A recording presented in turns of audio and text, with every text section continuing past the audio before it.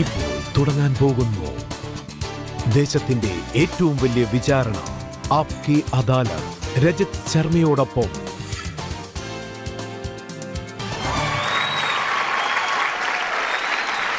നമസ്കാരം.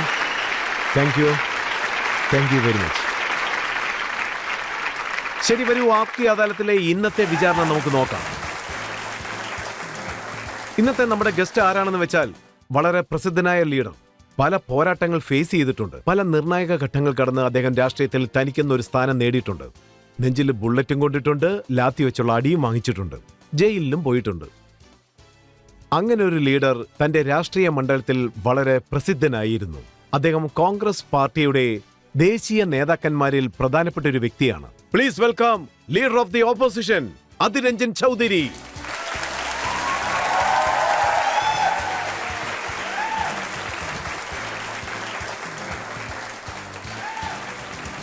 അടുത്തതായി ഞാൻ സ്വാഗതം ചെയ്യുന്നത് ആപ്കി അദാലത്തിലെ നമ്മുടെ ജഡ്ജിയാണ്. പ്രത്യേകതകൾ നിറഞ്ഞൊരു വ്യക്തിയാണ്. എനിക്ക് വ്യക്തിപരമായിട്ട് യൂണിവേഴ്സിറ്റി പഠിക്കുമ്പോൾ തൊട്ടറിയാം, എന്റെ കൂടെ പഠിച്ചതാണ്. അതിനുശേഷം ജേർണലിസത്തിൽ വളരെ ഉന്നതിയിലെത്തിയിരിക്കുന്നു. ടൈംസ് ഓഫ് ഇന്ത്യയിലും ഹിന്ദുസ്ഥാൻ ടൈംസിലും ഒക്കെ ജോലി ചെയ്തിരുന്നു. ഗോർജിയൻ ന്യൂസ് പേപ്പറിന്റെ മാനേജിംഗ് ന്യൂസ് എഡിറ്ററാണ്. Please welcome Pankaj Bora.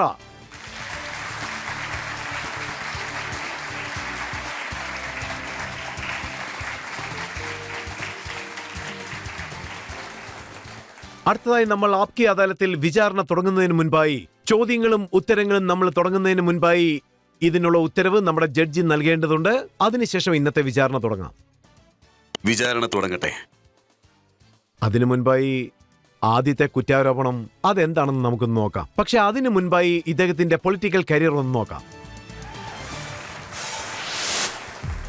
കോൺഗ്രസിന്റെ സീനിയർ ലീഡർ അധീർ രഞ്ജൻ ചൗധരിയെ നവാബ് ഓഫ് മുർഷിദാബാദ് എന്നാണ് വിളിക്കുന്നത്. അധീർ രഞ്ജൻ ചൗധരി വെസ്റ്റ് ബംഗാളിലുള്ള മുർഷിദാബാദിൽ നിന്നും 5 പ്രാവശ്യം ലോകസഭയിലേക്ക് തിരഞ്ഞെടുക്കപ്പെട്ടു. അധീർ രഞ്ജൻ ചൗധരി ലോകസഭയിൽ പ്രതിപക്ഷ നേതാവായി പ്രവർത്തിച്ചു. കേന്ദ്രത്തിൽ ഡോക്ടർ മൻമോഹൻ സിംഗിന്റെ ഭരണം നടക്കുമ്പോൾ അധീർ രഞ്ജൻ ചൗധരി റെയിൽവേ ഡിപ്പാർട്ട്മെന്റിൽ മിനിസ്റ്റർ ഓഫ് സ്റ്റേറ്റിന്റെ ചുമതലയിലുണ്ടായിരുന്നു.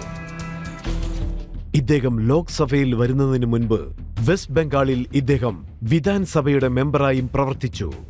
പല പോരാട്ടങ്ങൾക്ക് ശേഷം രാഷ്ട്രീയത്തിലേക്ക് കടന്ന ഇദ്ദേഹം അവിടെയും ശോഭിച്ചു. രാഷ്ട്രീയത്തിലും തന്റെ കഴിവ് തെളിയിച്ചു.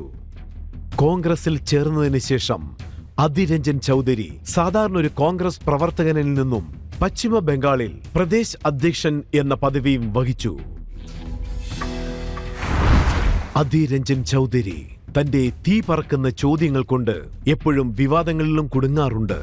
ആപ്കി അദാലത്തിൽ അധീർ രഞ്ജൻ ചൗധരി തനിക്കെതിരായ ചോദ്യങ്ങൾക്കുള്ള ഉത്തരം അദ്ദേഹം തന്നെ നൽകുന്നതായിരിക്കും. ഇന്നത്തെ നമ്മുടെ വിചാരണ തുടങ്ങാം. അതിനു മുൻപ് ആപ്കി അദാലത്തിൽ അദ്ദേഹത്തിന്റെ മേലുള്ള കുറ്റാരോപണം എന്താണെന്ന് നമുക്ക് നോക്കാം. ആപ്കി അദാലത്തിൽ കോൺഗ്രസിന്റെ സീനിയർ ലീഡർ അധീർ രഞ്ജൻ ചൗധരിയുടെ മേൽ ചുമത്തപ്പെട്ട കുറ്റാരോപണം, അതായത് അദ്ദേഹം എപ്പോഴും ഇംപേഷ്യന്റായി പ്രവർത്തിക്കുന്നുവെന്ന്. അധീർ രഞ്ജൻ സർ, താങ്കളുടെ പേരിന്റെ അർത്ഥം നോക്കുമ്പോ അധീർ എന്ന് വെച്ചാൽ നിയന്ത്രിക്കാൻ പറ്റാത്ത, അധീർ എന്ന് വെച്ചാൽ കൂടുതലായ, അധീർ എന്ന് വെച്ചാൽ ഒരു പടപടപ്പ്. സോ ഈ ഇംപേഷ്യന്റ് എന്നുള്ളത് താങ്കൾക്ക് ഇപ്പോഴാണോ സംഭവിച്ചത്, അതോ കുട്ടിക്കാലം മുതലേ അങ്ങനെ ഉണ്ടോ?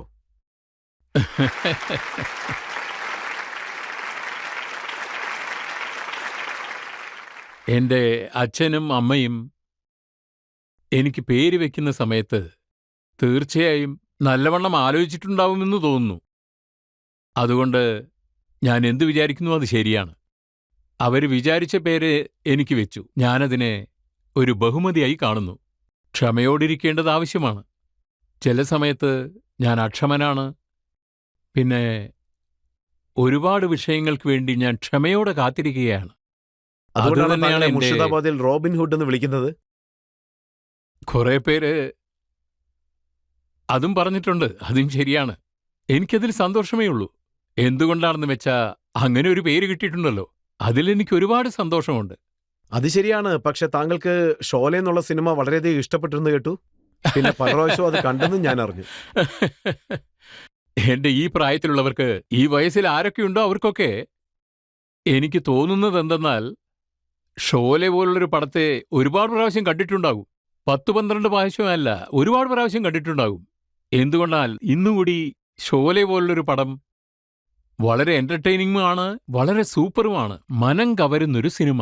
എനിക്ക് വളരെ ഇഷ്ടപ്പെട്ടതാണ്. ഇപ്പോഴും ഒരു അവസരം കിട്ടുകയാണെങ്കിൽ ഞാൻ പോയി കാണും. ഞാൻ എന്തിനാണ് ഇത് ചോദിച്ചതെന്ന് വെച്ചാൽ താങ്കളുടെ നിയോജക മണ്ഡലത്തിൽ അവിടെയുള്ള ജനങ്ങൾ അവരെന്താണ് പറയുന്നതെന്ന് വെച്ചാൽ, മോനെ ഉറങ്ങരുത്, അതിരഞ്ജൻ ചൗധരി വരുമെന്ന് പറയാറുണ്ടെന്ന്. ഇത് നോക്കൂ, അത് പിന്നെ ചില സമയത്ത് ചില വിമർശനങ്ങൾ ഉണ്ടാകും. അത് ശരിയല്ല. ഒരുപക്ഷെ താങ്കൾക്ക് എവിടുന്നെങ്കിലും കിട്ടിയിട്ടുള്ള അറിവായിരിക്കാം. പക്ഷെ അത്തരം കാര്യങ്ങളൊന്നുമില്ല. എനിക്ക് അങ്ങനെ ആരും വിചാരിക്കാതിരുന്നാൽ കൊള്ളാമെന്ന് തോന്നുന്നു. ജനങ്ങളുടെ സ്നേഹവും അവരുടെ അനുഗ്രഹവുമാണ് എനിക്ക് വേണ്ടത്. അതുമാത്രമല്ല, ജനങ്ങളുടെ എല്ലാ കാലത്തെയും സപ്പോർട്ടുമാണ് ആവശ്യം. എനിക്ക് ഈ ആപ്കി അദാലത്ത് എന്ന ഈ പരിപാടിയിലേക്ക് വരാൻ ഭാഗ്യം കിട്ടിയെന്ന് തോന്നുന്നു. അത് സത്യമാണോ? താങ്കൾ ആദ്യം നെക്സലൈറ്റ് ആയിട്ടുണ്ടായിരുന്നു, വളരെ ആക്രോശപ്പെടുന്ന ആളാണ്, റിബലായും പ്രവർത്തിച്ചിട്ടുണ്ട്. തീർച്ചയായിട്ടും സത്യമാണ്. നിങ്ങൾക്കൊരുപക്ഷെ അറിയുമായിരിക്കും, ബംഗാളിൽ ആദ്യമായിട്ട് ഇന്ത്യയിൽ നക്സൽ എന്ന് പറഞ്ഞാൽ, അതായത് നക്സലൈറ്റുകളുടെ സാന്നിധ്യം അറിഞ്ഞിരുന്നു. ആ സമയത്ത് അവിടെ ഒരു സ്ഥലമുണ്ടായിരുന്നു. എനിക്ക് തോന്നിയത് എന്താണെന്ന് വെച്ചാൽ, നാട്ടിൽ നല്ല കാര്യങ്ങൾ നടക്കും, നന്മകൾ നടക്കുമെന്നൊക്കെയാ. ദരിദ്രർക്ക് വേണ്ടി പ്രശ്നങ്ങളുണ്ടായിട്ടും കഷ്ടങ്ങളുണ്ടായിരുന്നിട്ടും മുക്തി കിട്ടുമെന്ന് ഞാൻ പ്രതീക്ഷിച്ചു. ഒരു നല്ല വഴി കണ്ടെത്താമെന്നും വിചാരിച്ചു. അതിൽ ചേർന്നാൽ എന്താണ് കുഴപ്പമെന്ന് തോന്നി. പക്ഷേ അപ്പോൾ പോലും ഞാൻ കൂടുതൽ പ്രവർത്തിച്ചിരുന്നില്ല. ഞാൻ സ്കൂളിൽ പഠിച്ചിരുന്ന കാലത്ത് ഒരു ഗ്രാമപ്രദേശമായിട്ടുള്ള സ്കൂളിൽ, ഗവൺമെന്റ് സ്കൂളിലാണ് പഠിച്ചത്. സോ കാര്യം എന്താണെന്ന് വെച്ചാൽ, ആ സമയത്ത് അതിനു മാത്രമുള്ള ആലോചനകളോ തീരുമാനങ്ങളോ ഇല്ലായിരുന്നു. ചെറിയ വയസ്സ്, ചോരത്തിളപ്പ്, ഒരു ചില കാര്യങ്ങളോട് വളരെ കോപമായിരുന്നു. എല്ലാം ഒരേ സമയത്ത് വരുമായിരുന്നു. അങ്ങനെ ഒരു വേഗത്തോടുകൂടി, അങ്ങനെ ഒരു ആക്രോശത്തോടുകൂടി 14ാമത്തെ വയസ്സിൽ ഒരു കൊലപാതകം ചെയ്ത് ജയിലിലും പോയിട്ടുണ്ട്. ആരാണ് ഈ കഥകളൊക്കെ താങ്കളോട് പറഞ്ഞതെന്ന് എനിക്കറിയില്ല. അതായത് ഞങ്ങൾ പോരാട്ടം നടത്തിയിട്ടുണ്ട്, ഒരുപാട് പ്രശ്നങ്ങളും അഭിമുഖീകരിച്ചിട്ടുണ്ട്. നിങ്ങളുടെയൊക്കെ വീട്ടിൽ തോക്കും കൊണ്ട് വന്നിട്ടുണ്ട്. ശരിയാണ്, ചില കാര്യങ്ങളൊക്കെ നടന്നിട്ടുണ്ട്. ചെറുപ്രായത്തിൽ ജയിലിൽ പോലും പോയിട്ടുണ്ട്. ഒരു തടവുപുള്ളിയായിട്ട് 6-7 വർഷം ജയിലിലുണ്ടായിരുന്നു. പിന്നെ മറ്റൊരു കാര്യം, താങ്കളെ എന്നാണോ അറസ്റ്റ് ചെയ്ത് അന്ന് താങ്കളുടെ സഹോദരിയുടെ കല്യാണമായിരുന്നെന്ന് കേട്ടു. അതെ, എന്റെ സഹോദരിയുടെ കല്യാണം, അതിനാ വന്നിരുന്നത്. അന്ന് സഹോദരിയുടെ കല്യാണം വളരെ ഗംഭീരമായി നടന്നു. അതിൽ പങ്കെടുക്കാമെന്ന് കരുതിയാ ഞാനവിടെ പോയത്. അവിടെ കാര്യങ്ങളൊക്കെ നല്ല രീതിയിൽ തന്നെ നടന്നിരുന്നത്. അവിടെ വന്നതുകൊണ്ട് താങ്കൾ പിടിക്കപ്പെട്ടു. അവർക്ക് അവസരം കിട്ടി. അവർ ആ അവസരത്തെ ശരിക്കും വിനിയോഗിക്കുകയാണ് ഉണ്ടായത്. എനിക്ക് രക്ഷപ്പെടാൻ പറ്റിയില്ല. പിന്നെ താങ്കൾ 14ാമത്തെ വയസ്സിൽ ജയിലിൽ പോയി അവിടെ 7 അല്ലല്ല, വർഷം ഉണ്ടായിരുന്നു. 14 അല്ല, 15 വയസ്സ്. വയസ്സാണ്. അതെ.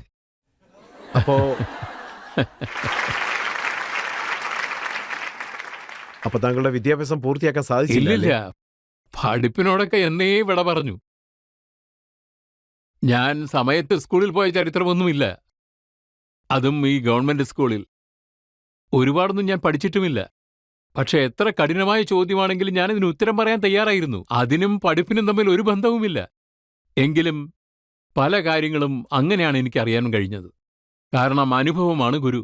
ഞാൻ ഒരുപാടൊന്നും പഠിച്ചില്ല, താങ്കളെപ്പോലെ ബുദ്ധിപൂർവമായും പെരുമാറിയിട്ടില്ല ഒരു കാലത്തും. ഇംപേഷ്യന്റ് ആയിട്ടിരിക്കാൻ കാരണം താങ്കളുടെ നെഞ്ചിലുള്ള ആ ഉണ്ട്, വെടിയുണ്ടാണെന്ന് അടയാളങ്ങളൊക്കെ ഉണ്ട്. തീർച്ചയായും ഉണ്ട്, സത്യമായിട്ടുമുണ്ട്. സംഘർഷമെന്ന് പറയുമ്പോൾ ഞാനൊരു അഗ്നിപർവ്വതം പോലെ പൊട്ടിത്തെറിക്കുമായിരുന്നു. സത്യത്തിനു വേണ്ടി, ന്യായത്തിനു വേണ്ടി. ആ സമയത്താണ് ഷൂട്ട് ചെയ്തത്. ആരെന്ത് ചെയ്താലും എനിക്കതൊരു പ്രശ്നമേ അല്ലായിരുന്നു. വെടികൊണ്ടപ്പോ താങ്കളും തിരിച്ച് വെടിവെച്ചെന്ന് കേട്ടു. വെടിവെച്ചിട്ടില്ല, വെടി കൊണ്ടിട്ടുണ്ട്. ഒരു ചില നേരത്ത് വെടിവെച്ചിട്ടുമുണ്ട്. ഭയപ്പെടുത്താനായി, നേർവഴിക്ക് നയിക്കാനായി, മറ്റുള്ളവരെ രക്ഷപ്പെടുത്താനായി. പിന്നെ താങ്കൾ 7 വർഷം ജയിലിലുണ്ടായിരുന്നു. 1996-ൽ മറ്റൊരു കുറ്റാരോപണം താങ്കളുടെ മേലുണ്ടായി. ഒരു CPM ലീഡറിനെ കൊന്നെന്ന് പറഞ്ഞു. അതായത് അത് പിന്നെ പാർട്ടിയിൽ നടന്ന കാര്യങ്ങളൊക്കെ വളരെ വ്യത്യാസമുള്ളതാ.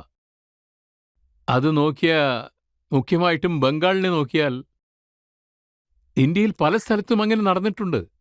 ഇപ്പോഴാണെങ്കിൽ രാഷ്ട്രീയ നില വളരെ മോശമായിക്കൊണ്ടിരിക്കുകയാണ്.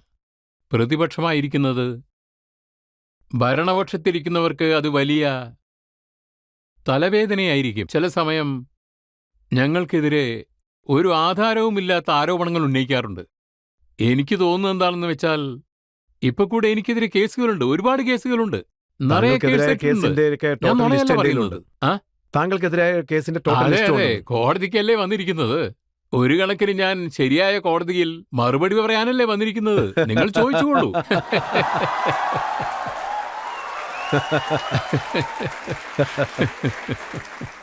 യഥാർത്ഥ അദാലത്തിന്റെ സമയത്ത് താങ്കൾ ഇടയ്ക്കിടയ്ക്ക് പോകേണ്ടി വരും അല്ലേ? അതെ. കാരണം ജനങ്ങളല്ലേ തീരുമാനിക്കുന്നത്. അത് വേറെ വിഷയം. ഒരു കോടതിക്ക് പോവുകയെന്ന് പറഞ്ഞാൽ എനിക്കും കൂടി ഇഷ്ടമുള്ള കാര്യമാണ്. ഞാൻ പിന്നെയും പിന്നെയും ജനങ്ങളുടെ കോടതിയിൽ പോകാൻ ആഗ്രഹിക്കുന്നു. സന്തോഷമേ ഉള്ളൂ. താങ്കൾ എന്തൊക്കെ ചോദ്യം ചോദിച്ചാലും ഞാൻ അതിനൊക്കെ മറുപടി പറയും. അതിലൊന്നും എനിക്കൊരു പ്രശ്നവുമില്ല. ഇവിടെ ആര് വേണമെങ്കിലും ഇരുന്നു കൊള്ളട്ടെ. സഹോദരി സഹോദരന്മാർ ആരായിരുന്നാലും ശരി, നമ്മളെക്കാളും മുതിർന്നവരായിരുന്നാൽ പോലും ശരി, അവരുടെ ഇഷ്ടത്തിനനുസരിച്ച് എന്ത് ചോദ്യങ്ങൾ അതായത് വേണമെങ്കിലും ചോദിക്കാം. 2005 ഒരു കുറ്റാരോപണം ഉണ്ടായിരുന്നു, ഡബിൾ മർഡർ. ആ, ഡബിൾ ട്രിപ്പിൾ എന്നൊക്കെ പറയാമല്ലോ. അതിനെന്താ? മർഡർ വിഷയമാകുമ്പോ ആൾക്കനുസരിച്ച് ഓരോ കാര്യങ്ങൾ പറഞ്ഞു പരത്തും. നോക്കൂ, അതെല്ലാം ശരിയായ കാര്യങ്ങളല്ല. ആരെങ്കിലും പാർട്ടിക്കെതിരായി പ്രവർത്തിച്ചാൽ ദേഷ്യം വരുമല്ലോ. ഞാൻ പക്ഷെ വിചാരിക്കുന്നത് എന്താണെന്നാൽ ഈ കോടതിയിൽ ഇരിക്കുമ്പോൾ സത്യസന്ധമായി, അതായത് നിയമത്തെ അനുസരിക്കാതിരുന്നിട്ടുണ്ടെങ്കിൽ, അതിനെതിരെ പ്രവർത്തിച്ചിട്ടുണ്ടെങ്കിൽ തീർച്ചയായും എനിക്ക് ശിക്ഷ കിട്ടണം. പിന്നെ ഷോലെ സിനിമ കാണിക്കുന്ന പോലെ താങ്കൾക്ക് ശരിയും തോന്നുന്നുണ്ടോ ഇങ്ങനെ ജയിലിൽ നിന്ന് ഇടയ്ക്കിടയ്ക്ക് പോയിട്ട് വരുന്നത്? ഞാൻ ജയിലിൽ ഒരുപാട് തവണ പോയിട്ടുണ്ട്. അതായത് അത് താങ്കൾ കാണുന്ന പോലെയല്ല. ഞാനതിനെ ഒരു യൂണിവേഴ്സിറ്റി ആയിട്ടാണ് കാണുന്നത്. ആ. പക്ഷെ താങ്കൾ യഥാർത്ഥത്തിൽ ആരെയെങ്കിലും കൊന്നിട്ടുണ്ടോ? ഞാൻ കൊന്നിട്ടുണ്ടെങ്കിൽ അത് ഈ കോടതിയിൽ എന്തിനു പറയണം? ഞാൻ അത്തരം കാര്യങ്ങളൊക്കെ ചെയ്തിട്ടുണ്ടെങ്കിൽ നിങ്ങൾക്ക് എന്നെ ഇങ്ങനത്തെ ഒരു സ്ഥലത്ത് കാണാൻ പറ്റുമോ? നിങ്ങൾ എന്നെ വിളിച്ചിട്ടുണ്ടാകുമോ? ഞാൻ അത്തരത്തിലുള്ള ആളല്ല. ഒരു കാര്യം ഞാൻ വ്യക്തമാക്കി തരാം. പിന്നെ താങ്കളുടെ ഇലക്ഷൻ അഫിഡേവിറ്റിൽ ഡിക്ലെയർ ചെയ്തിട്ടുള്ളത് താങ്കളുടെ പേരിൽ മൊത്തം 26 ആ. കേസുണ്ടെന്നും അതിൽ ധാരാളം മർഡർ കേസുണ്ട്. ഒരുപാടുണ്ട്. അതുമാത്രമല്ല, പറയിപ്പിക്കുകയാണല്ലോ.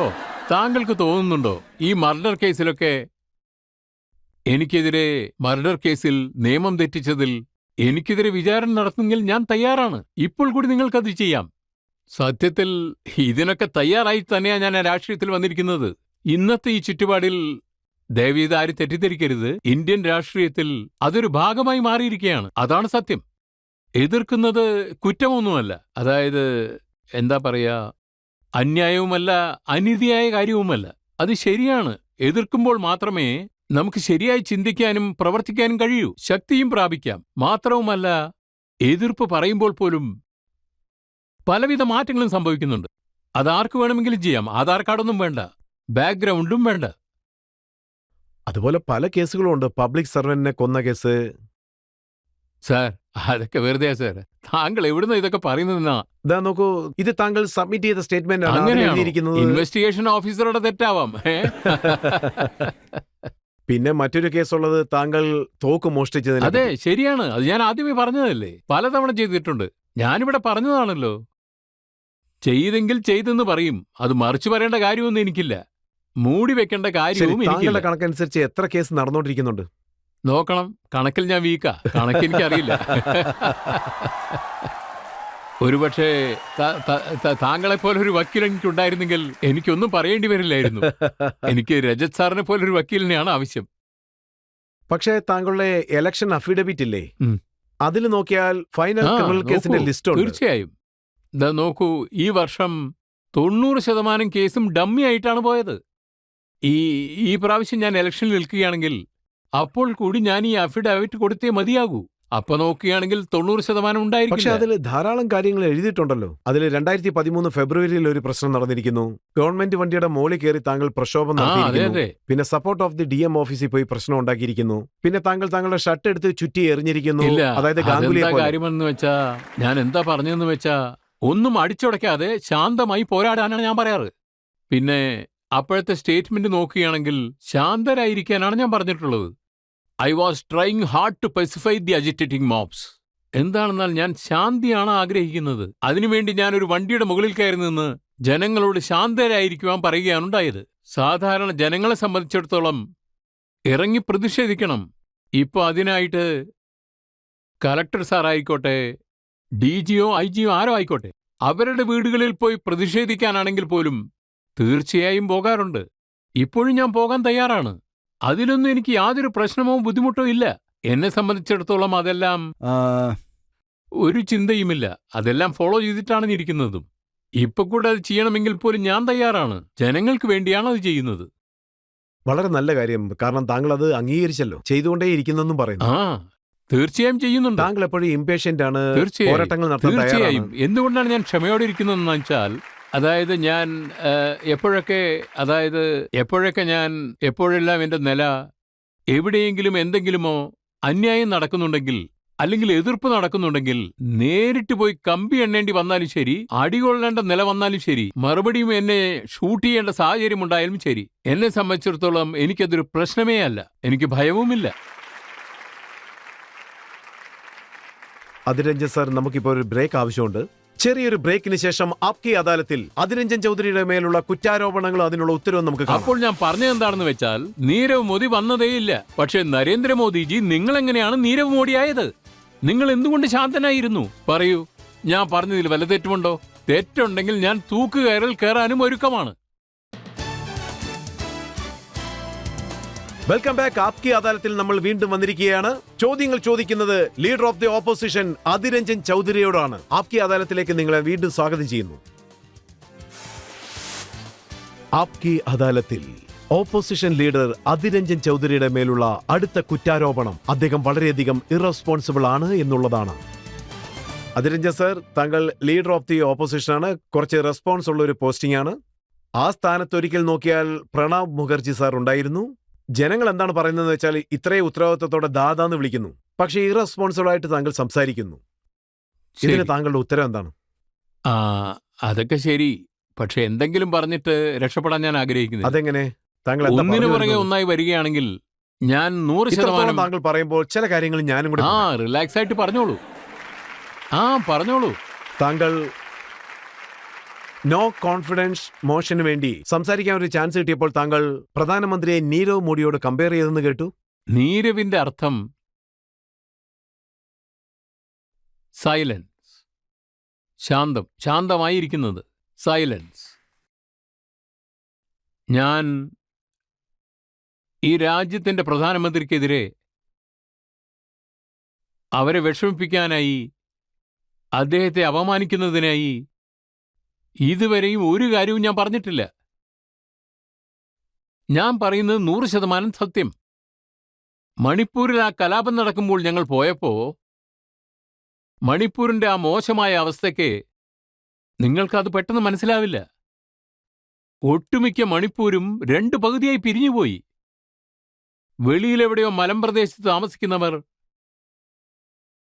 അവർക്ക് താഴെ ഇറങ്ങാൻ പറ്റുന്നില്ല, ഇറങ്ങി വരാൻ പറ്റുന്നില്ല. അവരെവിടെയാണോ അവിടുന്ന് വെളിയിലോട്ട് പോകാനും പറ്റുന്നില്ല. 2 പേരുടെയും കൈകൾ നോക്കുകയാണെങ്കിൽ, ഒന്നല്ല, നോക്കുന്നിടത്തൊക്കെ പുതിയ പുതിയ ആയുധങ്ങളാണ് വെച്ചിരിക്കുന്നത്, 2 ഭാഗത്തും. ആ ആയുധം അവർക്ക് എങ്ങനെ കിട്ടി? അതായത്, ഏതോ ഒരു പോലീസ് സ്റ്റേഷൻ ഉണ്ടെന്ന് വെക്കുക. അവിടെ കുറച്ച് പോലീസ് ഓഫീസേഴ്സ് ഉണ്ടാകും. അവരുടെ കയ്യിലുള്ള ആയുധങ്ങളെ തുറന്ന് അവരുടെ കയ്യിലേക്ക് കൊടുക്കുകയാണുണ്ടായത്. വേറൊരു സ്ഥലത്ത് നോക്കുകയാണെങ്കിൽ, കുക്കി പോലീസുകാരുണ്ടെന്ന് വിചാരിക്കുക. അവർ തങ്ങളുടെ മൊത്തം ആയുധങ്ങളെയും എടുത്ത് കുക്കി ആൾക്കാർക്ക് കൊടുക്കുന്നു. മനസ്സിലായോ?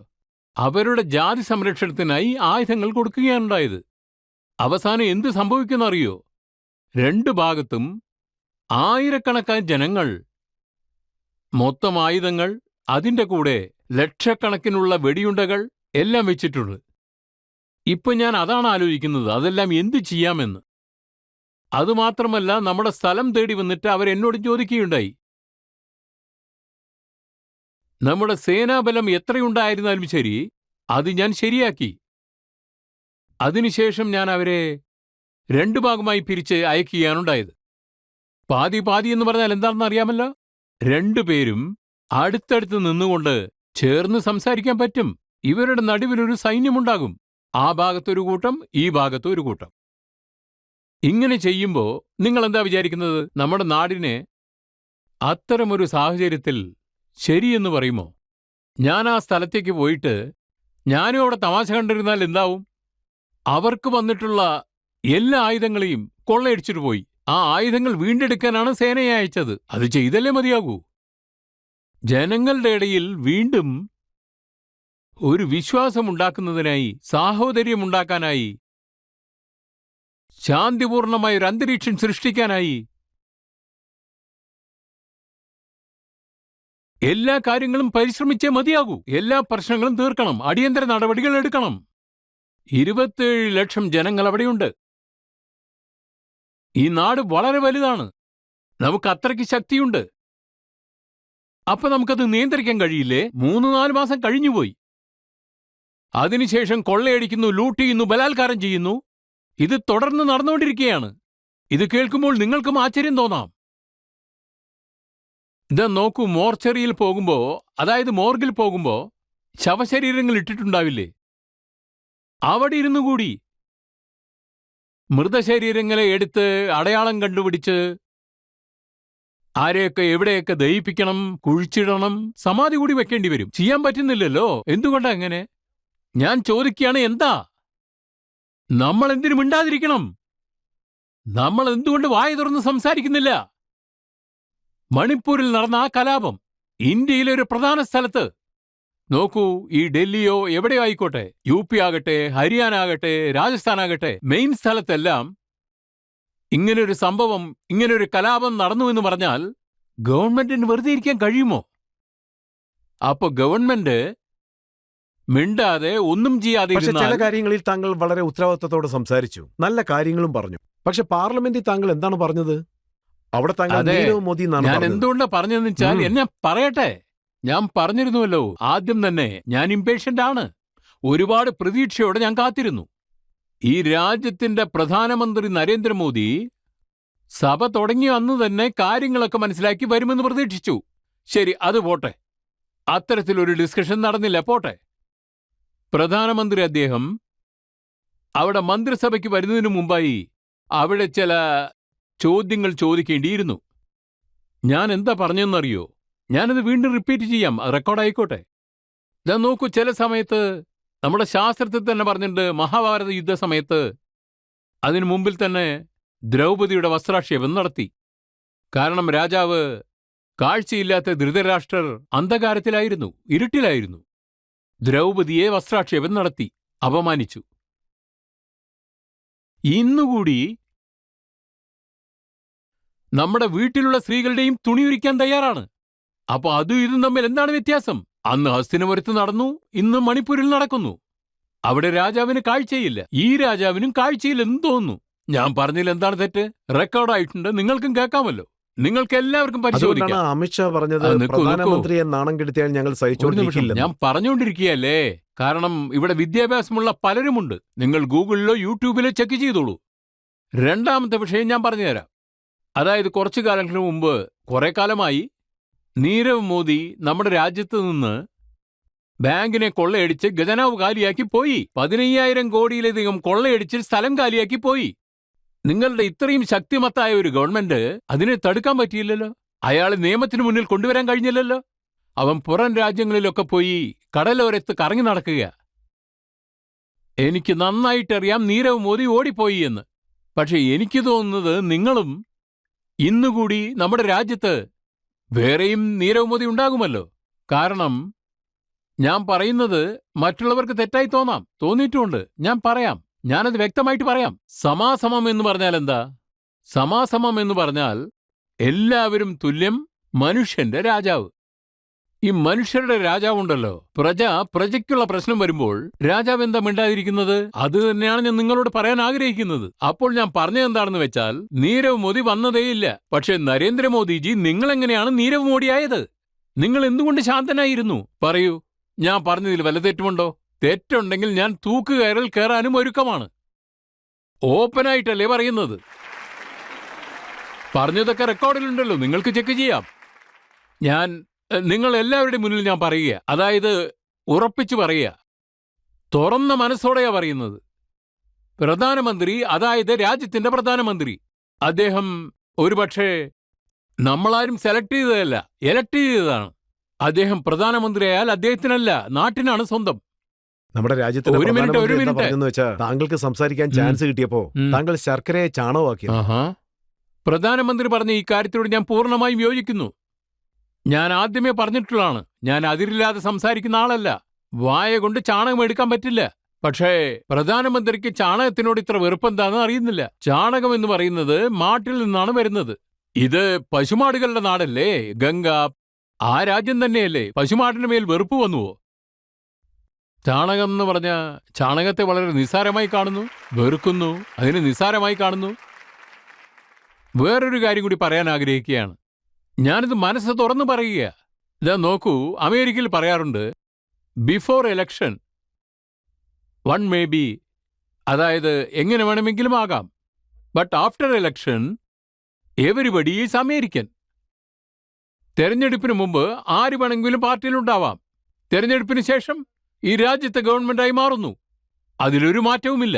എന്തുകൊണ്ട് നമ്മൾ ആ പോളിസിയെ ഇവിടെ ഇംപ്ലിമെന്റ് ചെയ്യുന്നില്ല? താങ്കൾ പറഞ്ഞ ആ പോളിസിയെക്കുറിച്ച് താങ്കളുടെ പഴയ സുഹൃത്ത് ജ്യോതിരാജ് സിന്ധ്യ താങ്കൾ പറഞ്ഞത് പറഞ്ഞു. അദ്ദേഹം എന്താ പറഞ്ഞെന്ന് വെച്ചാൽ, അതിരഞ്ജൻ ചൗധരിക്ക് തന്റെ രാജ്യത്തിനെ കുറിച്ചും വിഷമമില്ല, മണിപ്പൂരിനെ കുറിച്ചും സങ്കടമില്ലെന്ന്, പ്രധാനമന്ത്രിക്ക് കൊടുക്കുന്ന റെസ്പെക്ടിനെ കുറിച്ചും ചിന്തയില്ലെന്ന്, അതുപോലെ പ്രസിഡന്റിനെ കുറിച്ചും ചിന്തയില്ല, തന്റെ സ്ഥാനം പാർട്ടിയിൽ ഉണ്ടായിരിക്കുന്നതിനെ കുറിച്ച് മാത്രമാണ് ചിന്തയെന്ന്. ഞാൻ എന്തിനെക്കുറിച്ചോ വ്യാകുലപ്പെടുന്നു, അതിനെക്കുറിച്ച് അവരെന്തിനാ ചിന്തിക്കുന്നത്? പക്ഷേ അവർ എന്തിനു വിചാരിച്ചു വ്യസനപ്പെടണം? അതായത് ഞങ്ങളുടെ പാർട്ടി അവരെ വലുതാക്കി വളർത്തി, അവരുടെ അച്ഛൻ മുത്തശ്ശന്മാരിൽ നിന്നും ആരംഭിച്ച് എല്ലാവരെയും സമന്മാരായി കാണുന്നുണ്ട്. അതെല്ലാം ശരി തന്നെ, നല്ല ബന്ധം തന്നെയാണുള്ളത്. പക്ഷെ ഇക്കാര്യം അന്ന് പറഞ്ഞിരിക്കാമല്ലോ. ഇപ്പൊ ഞാൻ പറയുന്നതിന്റെ അർത്ഥം എന്താണെന്ന് വെച്ചാൽ, നിങ്ങൾ നിങ്ങളുടെ കടമകളെ ഒന്നും തന്നെ ചെയ്തില്ല. കോൺഗ്രസ് അത് തന്നെ നിങ്ങളെ മന്ത്രിയാക്കി, നേതാവാക്കി. ഇന്ന് ഞാൻ എവിടെ ഇരിക്കണമെന്ന് ആ സ്ഥലത്താണ് അവരിയ്ക്കേണ്ടത്. ഞാൻ വിട്ടുകൊടുക്കാൻ തയ്യാറാണ്. നല്ലപോലെ ഇംഗ്ലീഷ് അറിയാം. അദ്ദേഹം എന്താ പറയുന്നത് വെച്ചാൽ ഞാൻ താങ്കളാണ് പറയട്ടെ എല്ലാവരെയും ഒന്ന്. പറഞ്ഞു വിട്ടെന്ന്. നല്ലപോലെ ഇംഗ്ലീഷ് അറിയും, ഹിന്ദി അറിയും. പക്ഷെ അവരെന്താണ് ചെയ്തത്? തങ്ങളുടെ രാജ്യത്തെ സംരക്ഷിക്കുന്നതിനായി, പണത്തെ സംരക്ഷിക്കുന്നതിനായി, സ്വത്തുക്കൾ സംരക്ഷിക്കുന്നതിനായി, അതായത് മോഡിജിയും അമിത്ഷായും കൂടെ ഇഡിയുടെയും സിബിഐയുടെയും പേരിൽ മിരട്ടുകയാണ്. അപ്പോൾ നേരെ പോയി അവരുടെ പാർട്ടിയിൽ ചേരുകയാണ്. പക്ഷെ ഇത്തരം കാര്യങ്ങൾക്ക് എനിക്ക് താല്പര്യമില്ല. എനിക്കതിനു മാത്രമുള്ള സ്വത്തില്ല, സമ്പാദ്യമില്ല, തലക്കനവുമില്ല. പിന്നെ മഹാരാജാവ് ഒരു ചോദ്യം ചോദിച്ചു. അദ്ദേഹം എന്താ പറഞ്ഞെന്ന് വെച്ചാൽ, താങ്കൾ മോദിജി നീരവായിട്ടിരിക്കുന്നു, സൈലന്റ് ആയിട്ടിരിക്കുന്നു, ഒന്നിനെക്കുറിച്ച് സംസാരിക്കുന്നില്ല. പക്ഷെ മണിപ്പൂരിൽ 130 പേർ മരിച്ചപ്പോൾ, പല ദിവസം കർഫ്യൂ നടന്ന സമയത്ത്, അതും കലാപം നടക്കുന്ന സമയത്ത്, മൻമോഹൻ സിംഗ് പ്രധാനമന്ത്രിയായിരുന്നു, താങ്കളും ആ മന്ത്രിസഭയിൽ ഉണ്ടായിരുന്നു. പക്ഷെ മൻമോഹൻ സിംഗിനെ നോക്കി താങ്കൾ ഒന്നും തന്നെ പറഞ്ഞില്ലല്ലോ, മിണ്ടാതിരിക്കുന്നു. വേറൊരു കാര്യം കൂടി ഞാൻ വ്യക്തമാക്കാൻ ആഗ്രഹിക്കുകയാണ്. 10 വർഷത്തിനു ശേഷം പ്രധാനമന്ത്രി, അതിനെന്താ പറയുക, മൻമോഹൻ അവര് ഏറെക്കുറെ 70 പ്രാവശ്യം സ്പീച്ച് കൊടുത്തിട്ടുണ്ട്. 70 പ്രാവശ്യം. മറ്റുള്ളതൊക്കെ ഞാൻ വിട്ടു. 10 വർഷത്തിനിടയിൽ 70 പ്രാവശ്യം അദ്ദേഹം സംസാരിച്ചിട്ടുണ്ടല്ലോ. എന്നിട്ടും ശാന്തനായ മൻമോഹനായിരുന്നു. പക്ഷെ നമ്മളുടെ ഹിന്ദുസ്ഥാന്റെ പ്രധാനമന്ത്രി നരേന്ദ്രമോദിജി അവരെ കണ്ടാൽ ഓരോ കാര്യത്തിനും പറയും. വേറെ കാര്യവും കൂടി ആവാം, അല്ലെങ്കിൽ ഇലക്ഷൻ സംബന്ധപ്പെട്ട വിഷയവുമാകാം. എല്ലാ കാര്യത്തിലും വീണ്ടും വീണ്ടും പറയും. പക്ഷേ കഴിഞ്ഞ 10 വർഷമായിട്ട് പാർലമെന്റിൽ വെറും 30 പ്രാവശ്യം അദ്ദേഹം പല വിഷയങ്ങൾ സംസാരിച്ചു. അപ്പോൾ ആരാണ് മൗനിയായിരിക്കുന്നത്? ആരും മൗനിയല്ല. ഇപ്പോൾ നിങ്ങൾക്ക് തന്നെ പറയാമല്ലോ, ഞാൻ ഓൺ റെക്കോർഡിലാണ് സംസാരിക്കുന്നത്. പാർലമെന്റിൽ ഞാൻ കോൺഗ്രസ് പാർട്ടിയുടെ മെമ്പറാണ്. താങ്കൾ 2 മണിക്കൂർ 13 എന്തിനെ മിനിറ്റ് കുറിച്ചാണ് പറയുന്നത്? തീർച്ചയായും റെക്കോർഡിൽ ഉണ്ടാവുമല്ലോ. എന്തിനാണ് റെക്കോർഡ് ചെയ്യുന്നതെന്ന് അതും പറയാം. എന്തിനാണ് റെക്കോർഡ് ചെയ്യുന്നതെന്ന് പറഞ്ഞാൽ, പല മണിക്കൂറുകൾ എന്തൊക്കെയോ പറഞ്ഞു. പക്ഷെ മണിപ്പൂരിനെ കുറിച്ച് ഒരു വാക്ക് പോലും പറഞ്ഞില്ല. മണിപ്പൂരിനെ കുറിച്ച് 3 മിനിറ്റ് സംസാരിച്ചിട്ട് അതോടെ അദ്ദേഹം സംസാരം നിർത്തി. ഇപ്പൊ നിങ്ങൾ തന്നെ കണ്ടുപിടിക്കൂ, അദ്ദേഹം എത്രമാത്രം മുഖ്യത്വം കൊടുത്തിട്ടുണ്ട്. മണിപ്പൂരിനെ കുറിച്ച് സംസാരിച്ചപ്പോൾ താങ്കൾ എന്തിനാണ് എഴുന്നേറ്റ് പോയത്? എന്ത് ചെയ്യാൻ പറ്റും? 2 മണിക്കൂറായി നിലവിളിച്ചുകൊണ്ട് തന്നെ ഇരിക്കുകയാണല്ലോ. മണിപ്പൂരിനെ കുറിച്ച് മാത്രം പറയൂ, അതിനൊരു തീരുമാനമുണ്ടാക്കൂ എന്ന്. ഒരു ചോദ്യത്തിനും മറുപടിയില്ല. മണിപ്പൂരിനെ കുറിച്ച് പിന്നെ പറയാമെന്ന് പറയുകയാണെങ്കിൽ 2 മണിക്കൂർ കഴിഞ്ഞ് പറയാമെന്ന് പറഞ്ഞാൽ ഞങ്ങൾ ഇരിക്കുമായിരുന്നല്ലോ. 2 മണിക്കൂർ നിങ്ങൾ സംസാരിച്ചു. പ്രസംഗത്തിന്റെ അവസാനം 2 മിനിറ്റ് മണിക്കൂറിനെ കുറിച്ച് പറഞ്ഞു. അപ്പൊ എന്ത് ചെയ്യാൻ പറ്റും? ഇരുന്നിരുന്നിരുന്ന് ആകെ ക്ഷീണിച്ചുപോയി. അവരുടെ മന്ത്രിമാരും ക്ഷീണിച്ചുപോയി. നിങ്ങൾ ആ വിഷ്വൽസ് നോക്കൂ, അതിലെല്ലാം അതുണ്ടാവും. ചിലർ ഉറങ്ങുന്നു, ചിലർ കോട്ടുവായിടുന്നു. ഇല്ല, എല്ലാരും കുറച്ച് റെസ്റ്റ് ഇല്ല, എടുക്കുകയായിരുന്നു. വിശ്രമിച്ച് ഉറങ്ങിപ്പോയി. മോദിജിയെ സംബന്ധിച്ചിടത്തോളം അവരെ അവർ ദൈവം പോലെയാണ് കാണുന്നത്. അത് വിട്ടേക്കൂ. ക്ഷീണിച്ചിട്ട് അവർക്ക് ഉറക്കം തന്നെ വന്നു. അവർക്ക് എന്ത് ചെയ്യാൻ പറ്റും? എന്ന് പറഞ്ഞുകൊണ്ട് തന്നെ ഇരുന്നു. നിങ്ങൾക്ക് വിഷ്വൽ കാണാതെ. താങ്കളെക്കുറിച്ച് എന്താണ് പറയുന്നതെന്ന് വെച്ചാൽ ഇത് ആദ്യത്തെ പ്രാവശ്യമൊന്നുമല്ല. പ്രധാനമന്ത്രിയെ ഇങ്ങനെ ഇൻസൾട്ട് ചെയ്യുന്നത് താങ്കൾക്കൊരു ശീലമായി പോയെന്ന്. പിന്നെ രാഷ്ട്രപതി അതെ. എന്നുള്ള വാക്കിന് പകരം താങ്കൾ രാഷ്ട്രപത്നി എന്ന് അതെ, പറഞ്ഞെന്നും പറഞ്ഞു. തീർച്ചയായും. അതെ, ഞാൻ പറഞ്ഞു. തീർച്ചയായും ഞാനത് പറഞ്ഞതാണ്. ഞാൻ എന്തെങ്കിലും തെറ്റ് ചെയ്തിട്ടുണ്ടെങ്കിൽ ആ തെറ്റ് അംഗീകരിക്കാൻ തന്നെയാണ് ഞാൻ ഇവിടെ ഇരിക്കുന്നത്. കാരണം ചെയ്ത തെറ്റ് സമ്മതിച്ചാൽ ശിക്ഷ കുറയുമല്ലോ. പക്ഷെ ഞാൻ പറയുന്ന ഒന്ന് കേൾക്കൂ. നീരവ് മോദിയെക്കുറിച്ച് ഞാൻ പറഞ്ഞില്ലേ? ഇവിടെ എല്ലാവരും ഇരിക്കുന്ന സമയത്ത് നീരവ് മോദിയെക്കുറിച്ച് സംസാരിക്കുന്നു. അപ്പോൾ ചില പാർട്ടി മെമ്പേഴ്സ് വളരെ അലക്ഷ്യമായിരിക്കുന്നു. നോക്കൂ, താങ്കൾ പറയുന്നത് പോലെ അവർ അത്രയ്ക്ക് പാവങ്ങളൊന്നുമല്ല. നിൽക്കൂ, ഞാൻ പറഞ്ഞ താങ്കൾ ഇതിന് അവസാനിപ്പിച്ചില്ലല്ലോ. ഉത്തരം പറയൂ. അതായത് പിന്നെ താങ്കൾ ഈ കാര്യം കേൾക്കണം. താങ്കൾ നീരവ് മോഡി എന്ന് അദ്ദേഹത്തിനെ വിളിച്ചാൽ അത് വേറെ കാര്യമാണ്. പക്ഷെ താങ്കൾ പറഞ്ഞത്, എനിക്ക് തോന്നുന്നത് നീരവ് മോഡി നമ്മുടെ രാജ്യത്തിന്റെ 1000 കോടി മോഷ്ടിച്ചു, ആ പിന്നെ കരീബിയൻ രാജ്യങ്ങളിലിരുന്ന് കളിച്ചുകൊണ്ടിരിക്കുകയാണ്. ആ പക്ഷേ ഇതൊക്കെ കാണുമ്പോൾ എനിക്ക് തോന്നുന്നത് നരേന്ദ്രമോദി നീരവ് മോഡിയായി ആ. മാറിയെന്നാണ്. ഇതിനെന്ത് പറയും? ഇതിന്റെ എന്താ അർത്ഥം? മണിപ്പൂർ കലാപത്തെക്കുറിച്ചാണ് പറയുന്നത്. സമ്മതിക്കുന്നോ? ഇല്ല, മണിപ്പൂർ കലാപത്തെക്കുറിച്ചാണ് പറയുന്നത്. അതുകൊണ്ടാണ് അദ്ദേഹം നീരവായെന്ന് പറഞ്ഞത്. ഇല്ല, ഇത് ഒരു ബാക്ക്ഗ്രൗണ്ടിൽ മിനിറ്റ്. നോക്കുന്നത് തന്നെ മനസ്സിലാവുന്നത്. നിൽക്കൂ. എനിക്കിതിൽ തോന്നുന്നത് എന്താന്ന് അത് പല വെച്ചാൽ കാര്യങ്ങളും ഉണ്ടാവാം. ഇപ്പൊ നിങ്ങൾക്ക് നോക്കുകയാണെങ്കിൽ ഞാൻ എന്തർത്ഥത്തിലാണെന്ന് പറഞ്ഞെന്ന് അറിയാം. ഞാൻ എന്തുകൊണ്ട് അങ്ങനെ പറഞ്ഞെന്നും അറിയാം. പക്ഷെ നോക്കൂ, നിൽക്കൂ, താങ്കൾ നിൽക്കൂ, രാഷ്ട്രീയ നിൽക്കൂ. ഞാനൊന്ന് പത്നി എന്ന് വിളിച്ചത് പറഞ്ഞോട്ടെ. ഞാൻ അതിനെപ്പറ്റി പറയുന്നത് എന്താണ് കേൾക്കൂ. അഭിപ്രായം? ശ്രദ്ധിച്ചു കേട്ടോളൂ. അന്ന് ആ പാർലമെന്റിൽ മര്യാദയില്ലാതെ സംസാരിച്ചാൽ നമ്മൾ ചോദിക്കുമല്ലോ, എന്തിനങ്ങനെ ഒരു കാര്യം പറഞ്ഞു എന്ന് ചോദിക്കില്ലേ? വീണ്ടും വീണ്ടും പറയാൻ തയ്യാറാണെന്ന് ഞാൻ പറഞ്ഞു. സംസാരിക്കാൻ എനിക്ക് അവസരം തരൂ എന്ന് പറഞ്ഞു. എനിക്ക് സംസാരിക്കാൻ അനുവാദം തന്നിരുന്നുവെങ്കിൽ ഇപ്പൊ നമ്മൾ എല്ലാവരും കൂടി എങ്ങനെ സംസാരിക്കുന്നുവോ അതേപോലെ അവിടെയും സംസാരിക്കുമായിരുന്നല്ലോ. പക്ഷെ ഈ നിലയല്ലല്ലോ അവിടെയുള്ളത്. സംസാരിക്കാൻ അവസരമേ ഇല്ല. പിന്നെ എന്ത് ചെയ്യാൻ പറ്റും? അവരവിടുന്ന് ഓടി വരുന്നു, നമ്മളെ നോക്കി ഓടി ഓടി വരുന്നു നമ്മളെ അടിക്കാനായിട്ട്. യുപിയുടെ വലിയ ഫയൽവാന്മാർ. എന്നിട്ടും ഞാൻ ഭയപ്പെട്ടില്ല. ഞാൻ തയ്യാറായിരുന്നു. അപ്പൊ കൂടി ഞാൻ പറഞ്ഞു, നല്ലോണം കേട്ടിട്ട് പോകൂ, പറയുന്നത് മുഴുവൻ കേട്ടിട്ട് പോകൂ. പറഞ്ഞത് കേട്ടിട്ടുണ്ടോ? നരേന്ദ്രന്റെ ജോലി എന്താ? ഞാൻ എന്തിനാണ് നിരവ് എന്ന് പറയുന്നത്? ഇവിടെ നോക്കൂ, ഞാൻ നിങ്ങളോട് നിങ്ങളുടെ മുന്നിൽ തന്നെ ഒരു ചോദ്യം ചോദിക്കുകയാണ്. സത്തരൂർ പാർട്ടിയുടെ എന്ത് പ്രശ്നമായാലും അവിടെ ഇരിക്കുന്നുണ്ടല്ലോ. ഞാനിവിടെ ഒറ്റയ്ക്കിരിക്കുന്നു, മറ്റുള്ളവരൊക്കെ ചുറ്റും. ഏതെങ്കിലും ഒരു തെറ്റ് സ്ഥിരീകരിച്ചാൽ ഞാൻ എൻ്റെ രാഷ്ട്രീയ ജീവിതം അവസാനിപ്പിക്കും. എല്ലാവരുടെ മുന്നിലും പറയുക, ചാലഞ്ച് ചെയ്യുക. വളരെ നല്ല കാര്യമാണ് താങ്കൾ പറഞ്ഞത്. വളരെ നല്ല കാര്യം. ശരി, ഓക്കെ. നീരവ് മോദിയെ കുറിച്ച് നമ്മൾ ധാരാളം സംസാരിച്ചു കഴിഞ്ഞു. താങ്കൾ പ്രസിഡന്റിനെ രാഷ്ട്രപത്നി എന്നാണ് വിളിച്ചിരിക്കുന്നത്. രാഷ്ട്രപതിയോട് പോയി ക്ഷമ ചോദിക്കുമെന്നും താങ്കൾ ഇത് പറഞ്ഞു. നോക്കൂ, ഞാൻ ബംഗാളിലാണ്. ഇവിടെ വരുമ്പോഴാണ് ഹിന്ദിയിൽ സംസാരിക്കുന്നത്. മാക്സിമം ഹിന്ദിയിൽ തന്നെയാണ് സംസാരിക്കുന്നത്. പക്ഷേ ഞാനൊരു ബംഗാളിയാണ്. ഞങ്ങൾ എങ്ങനെയാണെന്ന് വെച്ചാൽ ഭാര്യയും ഭർത്താവിനും വെവ്വേറെ കാണും. പെണ്ണുങ്ങളെന്ന് പറഞ്ഞാൽ പത്നി, ആണുങ്ങളെന്ന് വെച്ചാൽ പതി. അങ്ങനെയാണ് കാണുന്നത്. രാഷ്ട്രപതി എന്നുള്ളത് ഒരു ന്യൂട്രൽ ജെൻഡറാണ്. താങ്കൾ തന്നെ പറ, താങ്കൾ നിൽക്കൂ, എന്തുകൊണ്ട് ഒരു നിമിഷം ക്ഷമ നിൽക്കൂ. ചോദിച്ചില്ല? ഞാൻ ഇവരോടൊക്കെ ഒരു കാര്യം പറഞ്ഞോട്ടെ. ഇല്ല, അവർക്ക് എല്ലാ കാര്യങ്ങളും അറിയാം. രാഷ്ട്രീയപതി നിങ്ങൾക്കറിയില്ല. അതായത് അത് ഞാൻ എന്താ ചോദിക്കുന്നത് വെച്ചാൽ താങ്കൾ എന്നെ പറയാൻ അതും അനുവദിക്കൂ. താങ്കൾ തന്നെയല്ലേ പറഞ്ഞത്? ശ്രീമതി ദ്രൗപദി മുർമുറിന്റെ അടുത്ത് പോയിട്ട് ക്ഷമ ചോദിക്കുമെന്ന് പറഞ്ഞിരുന്നില്ലേ? താങ്കൾ ചെയ്തോ അങ്ങനെ? ലെറ്റർ എഴുതി അയച്ചു കഴിഞ്ഞു. അതിനുശേഷം നിങ്ങളുടെ അടുത്ത് വന്നില്ലല്ലോ. എല്ലാം അറിയുമെന്ന് പറയുന്നു, ഇതെങ്ങനെ അറിയാതെ പോയി? ലെറ്റർ എഴുതിയിരുന്നു, വെറുതെ അല്ല. ലെറ്റർ എഴുതിയിട്ട് അതിൽ സിഗ്നേച്ചർ ഇട്ടിട്ട് എല്ലാ മീഡിയയിലും കൊടുത്തതിന് ശേഷമാണ് ഞാൻ നിങ്ങൾക്ക് അയച്ചു എന്ന് അവരോടും പറഞ്ഞത്. ഇന്നല്ല, ഒരുപാട് ദിവസങ്ങൾക്ക് മുന്നേ. പക്ഷെ അത് നിങ്ങൾ വിട്ടിട്ടില്ല. ശരി, ഓക്കെ, നിൽക്കൂ, അത് നിൽക്കൂ. വിട്ടേക്ക്. ഇതാണ് ഞാൻ പറയാൻ വന്നത്. പല കാര്യങ്ങളും നിങ്ങൾ അറിയാതെ നമ്മൾ പോകുന്നു. പ്രസിഡന്റ്, പ്രൈം മിനിസ്റ്റർ ഇവരെ കുറിച്ച് ധാരാളം സംസാരിച്ചു കഴിഞ്ഞു. യൂറോപ്യൻ പാർലമെന്റിൽ നിന്നും വന്നവർ ജമ്മു കാശ്മീരിൽ പോയിരുന്നു. അവരെക്കുറിച്ചും താങ്കൾ പറഞ്ഞിരുന്നു ഇവരാരും ഒരിക്കലും നന്നാവില്ലെന്ന്. ആ തീർച്ചയായിട്ടും. ഒരു മിനിറ്റ്. ഞാൻ എന്താ പറഞ്ഞതെന്ന് വെച്ചാൽ, അവിടെ നമ്മൾ ഇന്ത്യക്കാരായിട്ട് കൂടി അവിടെ പോകാൻ പറ്റിയില്ല. ജമ്മു കാശ്മീരിനെ കുറിച്ച് നിങ്ങൾക്ക് ഒരുപക്ഷെ അറിയാതെയും ഇരിക്കാം. നിങ്ങൾ നമ്മുടെ രാജ്യത്തിന്റെ നേതാവെന്ന് പറയൂ, സാധാരണ ആളെന്ന് പറയൂ, ആരും അത്ര എളുപ്പം അവിടെ പോകാൻ പറ്റില്ല. അതാണ് സത്യം. അവിടെ ആർട്ടിക്കിൾ 370 അതുപോലെ തന്നെ ഉണ്ട്. അപ്പോ ആ സമയത്ത് എന്തിനു വേണ്ടി തടസ്സവാദം ഉന്നയിച്ചു? യൂറോപ്യൻ പാർലമെന്റ് ആൾക്കാരെ അവിടേക്ക് അയച്ചു. എന്തിനാണ് അവിടെ പോയത്? അവരെ എവിടെയും പോകാൻ സമ്മതിച്ചില്ല. അവർക്കെല്ലാവർക്കും ആരെയും കാണാനും അനുമതി കൊടുത്തില്ല. ടോട്ടൽ ഇന്റർനെറ്റ് തന്നെ ഡിസ്കണക്ട് ചെയ്തു. അതിനുശേഷം ചിലരെ മാത്രം കണ്ടിട്ടുണ്ട്.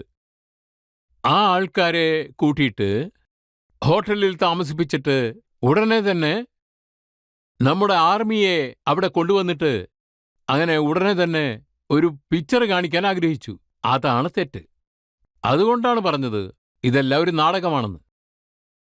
തീർച്ചയായും അല്ല, ഞാൻ എന്തുകൊണ്ടാ പറയുന്നതെന്ന് വെച്ചാൽ, ബംഗാളിൽ ഒരു ഇതുപോലത്തെ നിമിഷം, വാക്കുകളൊന്നും പൊതുവെ ഞാൻ യൂസ് എന്തുകൊണ്ടാ ചെയ്യാറില്ലല്ലോ. പറഞ്ഞതെന്ന് വെച്ചാൽ നല്ലോണം കേട്ടോളൂ. ഞാൻ ഹിന്ദി പഠിച്ചുകൊണ്ടിരിക്കുകയാണല്ലോ. ഹിന്ദി അറിയാവുന്നതുകൊണ്ടാ പറയുന്നത്. പക്ഷെ താങ്കൾ ശരിക്ക് ഹിന്ദി പഠിച്ചിട്ടില്ലെന്ന് തോന്നുന്നു.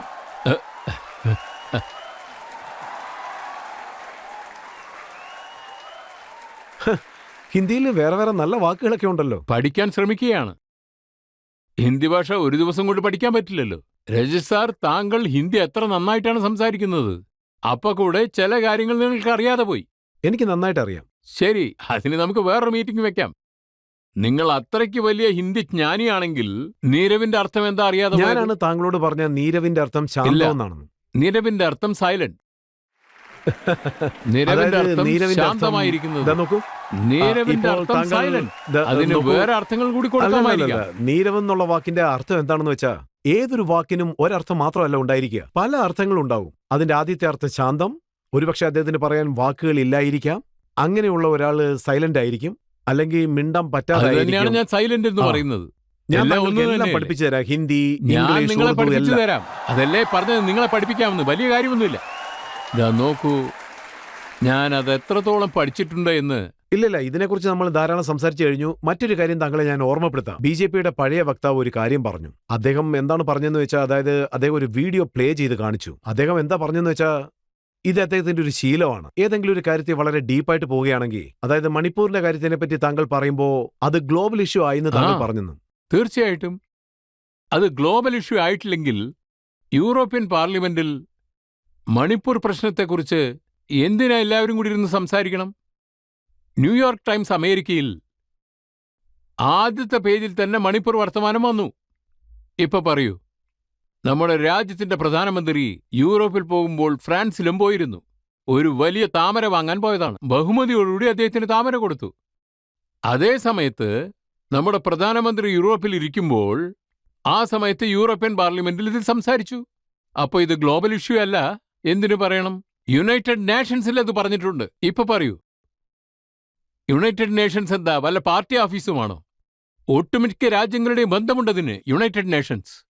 ഇപ്പൊ പറയൂ, എന്തിനാണ് അവിടെ സംസാരിച്ചതെന്ന് നിങ്ങൾ പറയൂ. ഇതൊരു പൊയ് നാടകമല്ലേ? ജാതിയെ സംരക്ഷിക്കാൻ നാടകം കളിച്ചിരിക്കുക. ഇതെങ്ങനെ നോക്കിക്കാണുന്നു? ഇത് നിങ്ങൾ മനസ്സിലാക്കണം. ഇത് നമ്മുടെ നാടിന് ആപത്ത്. മണിപ്പൂരിനെ സംബന്ധിച്ച് താങ്കളുടെ അഭിപ്രായം എന്താണ്? ഞാൻ അതായത് പറയുന്നത് എല്ലാ പാർട്ടിയും അവിടെ നിൽക്കണം. അത് കോൺഗ്രസ് ആവട്ടെ, BJP ആവട്ടെ, DMK ആവട്ടെ, ഏതൊക്കെ പാർട്ടികളുണ്ടോ എല്ലാ പാർട്ടികളുടെയും ഡെലിഗേഷൻ പ്രധാനമന്ത്രിക്ക് കൊടുക്കണം. നമുക്ക് പീസ് റാലി മണിപ്പൂരിൽ ചെയ്യാമല്ലോ. മണിപ്പൂർ നിവാസികൾക്ക് അത് നമുക്ക് പറയാമല്ലോ. നിങ്ങൾ ഒന്നുകൊണ്ടും ഭയപ്പെടണ്ട. മൊത്തം ഇന്ത്യയും നിങ്ങളുടെ കൂടെ തന്നെയാണുള്ളത്. നോക്കൂ, ഇതാ BJP വന്നിരിക്കുന്നു, കോൺഗ്രസ്സുകാരെ വന്നിരിക്കുന്നു. എല്ലാവരും മണിപ്പൂർ പ്രശ്നത്തിനാണ് വന്നിരിക്കുന്നത്. മണിപ്പൂരിന്റെ ഈ പ്രശ്നം അവസാനിപ്പിക്കാനാണ് വന്നിരിക്കുന്നതെന്ന് പറയാമല്ലോ. ചെയ്യാമായിരുന്നല്ലോ. അതല്ലേ അതിന്റെ ഒരു തീരുമാനം. താങ്കൾ പറഞ്ഞ കാര്യം വളരെ നന്നായി. തീർച്ചയായും അത് ചെയ്തിരിക്കണം. അതാണ് ചെയ്യേണ്ടിയിരുന്നത്. ഒന്നും ചെയ്യാൻ പറ്റിയില്ല. വെറുതെ സംസാരിച്ചിരുന്നോണ്ട് എന്താ കാര്യം? ഇത് ഓരോരുത്തരും പറഞ്ഞുകൊണ്ടിരുന്നിട്ട് എന്താ കാര്യം? വെറുതെ ആയിരുന്നാൽ കാര്യങ്ങൾ നടക്കുവോ? നമുക്ക് എന്ത് ചെയ്യാൻ പറ്റും? താങ്കൾ ഒരു നിമിഷം. എല്ലാവർക്കും അറിയാവുന്ന കാര്യമാണ്. നിങ്ങൾക്കത് മനസ്സിലായാൽ പാർലമെന്റിന്റെ ഉള്ളിൽ നമ്മുടെ പാർട്ടി നേതാക്കന്മാരെ, അത് ജവഹർലാൽ നെഹ്റു ആയിരിക്കാം, അല്ലെങ്കിൽ ഇന്ദിരാജി ആയിരിക്കാം, രാജീവ് ജി ആയിരിക്കാം, അവരെക്കുറിച്ച് ആർക്കെങ്കിലും എന്തെങ്കിലും പറയാൻ പറ്റുമോ? പറയൂ. അങ്ങനെ ആരെങ്കിലും ചെയ്യാൻ ശ്രമിച്ചിട്ടുണ്ടോ? ഞാനൊന്ന് പറയട്ടെ. സോണിയാഗാന്ധി ഒരു പ്രാവശ്യം എൻ്റെ അടുത്തിരുന്നിരുന്നു. എല്ലാ കാര്യത്തിനും ഇറ്റലി ഇറ്റലി ഇറ്റലി എന്ന് പറഞ്ഞുകൊണ്ടിരുന്നു. എന്താ അങ്ങനെ? ഇറ്റലിയിൽ എന്താ അവർക്ക് വല്ല ബിസിനസ്സും ഉണ്ടോ? എന്താ അങ്ങനെ പറയുന്നത്? നിങ്ങൾ ഒരു ഭാഗത്ത് പറയുന്നു വസുദൈവ കുടുംബകം, ലോകം മുഴുവൻ സ്വന്തം എന്ന് പറയുന്നു. ഇപ്പോൾ പറയുന്നു ഗീതയുടെ ശ്ലോകം വസുദേവ കുടുംബകമെന്ന്. ഇത് അപമാനമല്ലേ?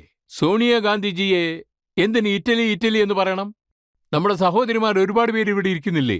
അവർ ബർത്ത് വീട്ടിൽ പോകുന്നില്ലേ? അപ്പൊ നിങ്ങൾ എന്തെന്നാ പറയുന്നത്? ഏത് വീട്ടിലേക്കാണോ പോകുന്നത് അവിടെ നിങ്ങളുടെ ഭർത്താവുണ്ട്, അവരെ ആശ്രയിച്ചാണ് നിങ്ങൾ കഴിയുന്നത്. അതല്ലേ നമ്മൾ ഫോളോ ചെയ്യുന്നത്.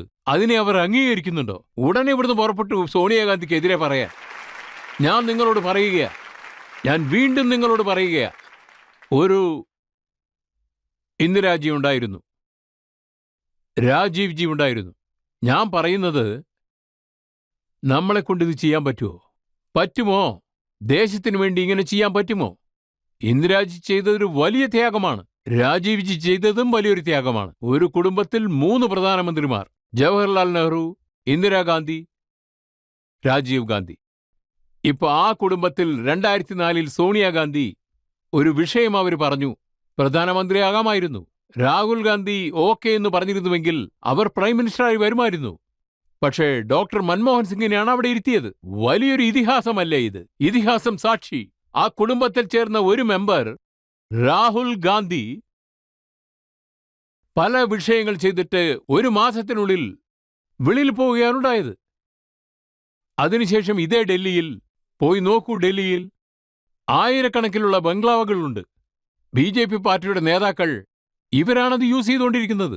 ഇവരുടെ ഒരു മെമ്പേഴ്സും അതിലില്ല.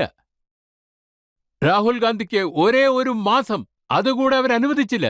ഇപ്പൊ ഞാൻ നിങ്ങളോട് ചോദിക്കുന്നു, ഇതേമാതിരിയുള്ള സംഭവങ്ങൾ ഇനിയും നടന്നാൽ നാട്ടിന് നല്ലതാണോ? നിങ്ങൾ തന്നെ പറയൂ. ഇങ്ങനെ സംഭവിക്കുന്നത് നല്ലതാണോ? പറയൂ. താങ്കളും പറഞ്ഞിരുന്നില്ലേ മോഡിയുടെ കല്ലറ തോണ്ടിയെടുക്കുന്നു. നോക്കൂ, ഉടനെ ഞാൻ മാപ്പ് ചോദിച്ചു.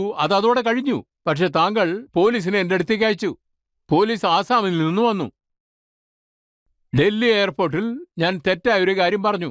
എന്നെ പിടിക്കാൻ ആസാമിൽ നിന്ന് പോലീസ് വന്നു. പക്ഷേ അക്കാര്യം പറഞ്ഞാൽ ഞാൻ അന്ന് തന്നെ മാപ്പ് ചോദിച്ചു. വേറെന്ത് വേണം? വേറെന്ത് വേണം? പറയൂ. ശരി, വരൂ. ജനങ്ങൾക്ക് എന്താ അഭിപ്രായം പറയാനുണ്ടെന്ന് നോക്കാം. സർ, പ്രിയങ്ക ഗാന്ധിജിയെ പറ്റി നിങ്ങൾ എന്ത് വിചാരിക്കുന്നു? അവർ പൂർണ്ണമായും രാഷ്ട്രീയത്തിലേക്ക് വരണമെന്ന് നിങ്ങൾ കരുതുന്നോ? കാരണം ചില സമയത്ത് നിൽക്കുന്നു, ചില സമയത്ത് കാണുന്നില്ല. അവരെവിടെയും പോയിട്ടില്ലല്ലോ. അവർ രാഷ്ട്രീയത്തിൽ വന്നു കഴിഞ്ഞു. ഇപ്പോൾ നോക്കൂ, ഹിമാചൽ പ്രദേശിൽ, അതായത് ഇലക്ഷൻ നടന്നപ്പോൾ പ്രിയങ്കാജി കാറ്റിന്റെ വേഗത്തിൽ അവിടെ ഇറങ്ങി, വളരെ വേഗത്തിൽ വിജയിക്കുകയും ചെയ്തു. പിന്നെ നിങ്ങളെപ്പോലെ ഒരുപാട് പേര് പ്രതീക്ഷിക്കുന്നത് എന്താണെന്ന് പറഞ്ഞാൽ, പ്രിയങ്ക ഗാന്ധി ഇപ്പോഴും ഇനിയും വേഗത്തിൽ രാഷ്ട്രീയത്തിൽ ഇറങ്ങണമെന്ന് വിചാരിക്കുന്നു. പിന്നെ രാജ്യത്തിനു വേണ്ടി തങ്ങളുടെ സേവനം കൊടുക്കണമെന്ന് വിചാരിക്കുന്നു. ഇപ്പോ നിങ്ങളുടെ മനസ്സിലുള്ള ആ ആഗ്രഹത്തെ, ആ വിഷയത്തെ ഞാൻ അവരെ കാണുമ്പോൾ തീർച്ചയായും പറയാം. ഇപ്പോൾ ഒരു ചെറിയ ഇടവേളയാണ്. ഇടവേളയ്ക്ക് ശേഷം ആപ്കി അദാലത്തിൽ എന്താണ് നടക്കാൻ പോകുന്നതെന്ന് നോക്കാം. ഞാൻ താങ്കളോട് മമതാ ബാനർജിയെ കുറിച്ച് താങ്കൾ എന്ത് പറഞ്ഞുവോ അതിനെക്കുറിച്ച് ഒന്നും തന്നെ ചോദിച്ചിട്ടില്ല. എല്ലാം പറഞ്ഞു കഴിഞ്ഞില്ലേ? ഇനി എന്താ പറയാനുള്ളത്? അതായത് രാഹുൽ ഗാന്ധിജി വെളിയിലേക്ക് പോകുമ്പോൾ ടെലിപ്രോംപ്റ്റർ പോലെയുള്ള ഒരു കാര്യവും ആവശ്യമായി വരുന്നില്ല. Welcome back. ആപ്കി അദാലത്തിൽ ഇന്ന് നമ്മുടെ അതിഥി കോൺഗ്രസ് പാർട്ടിയുടെ സീനിയർ ലീഡർ അധിർ രഞ്ജൻ ചൗധരിയാണ്. ആപ്കി അദാലത്തിലെ അടുത്ത കുറ്റാരോപണം.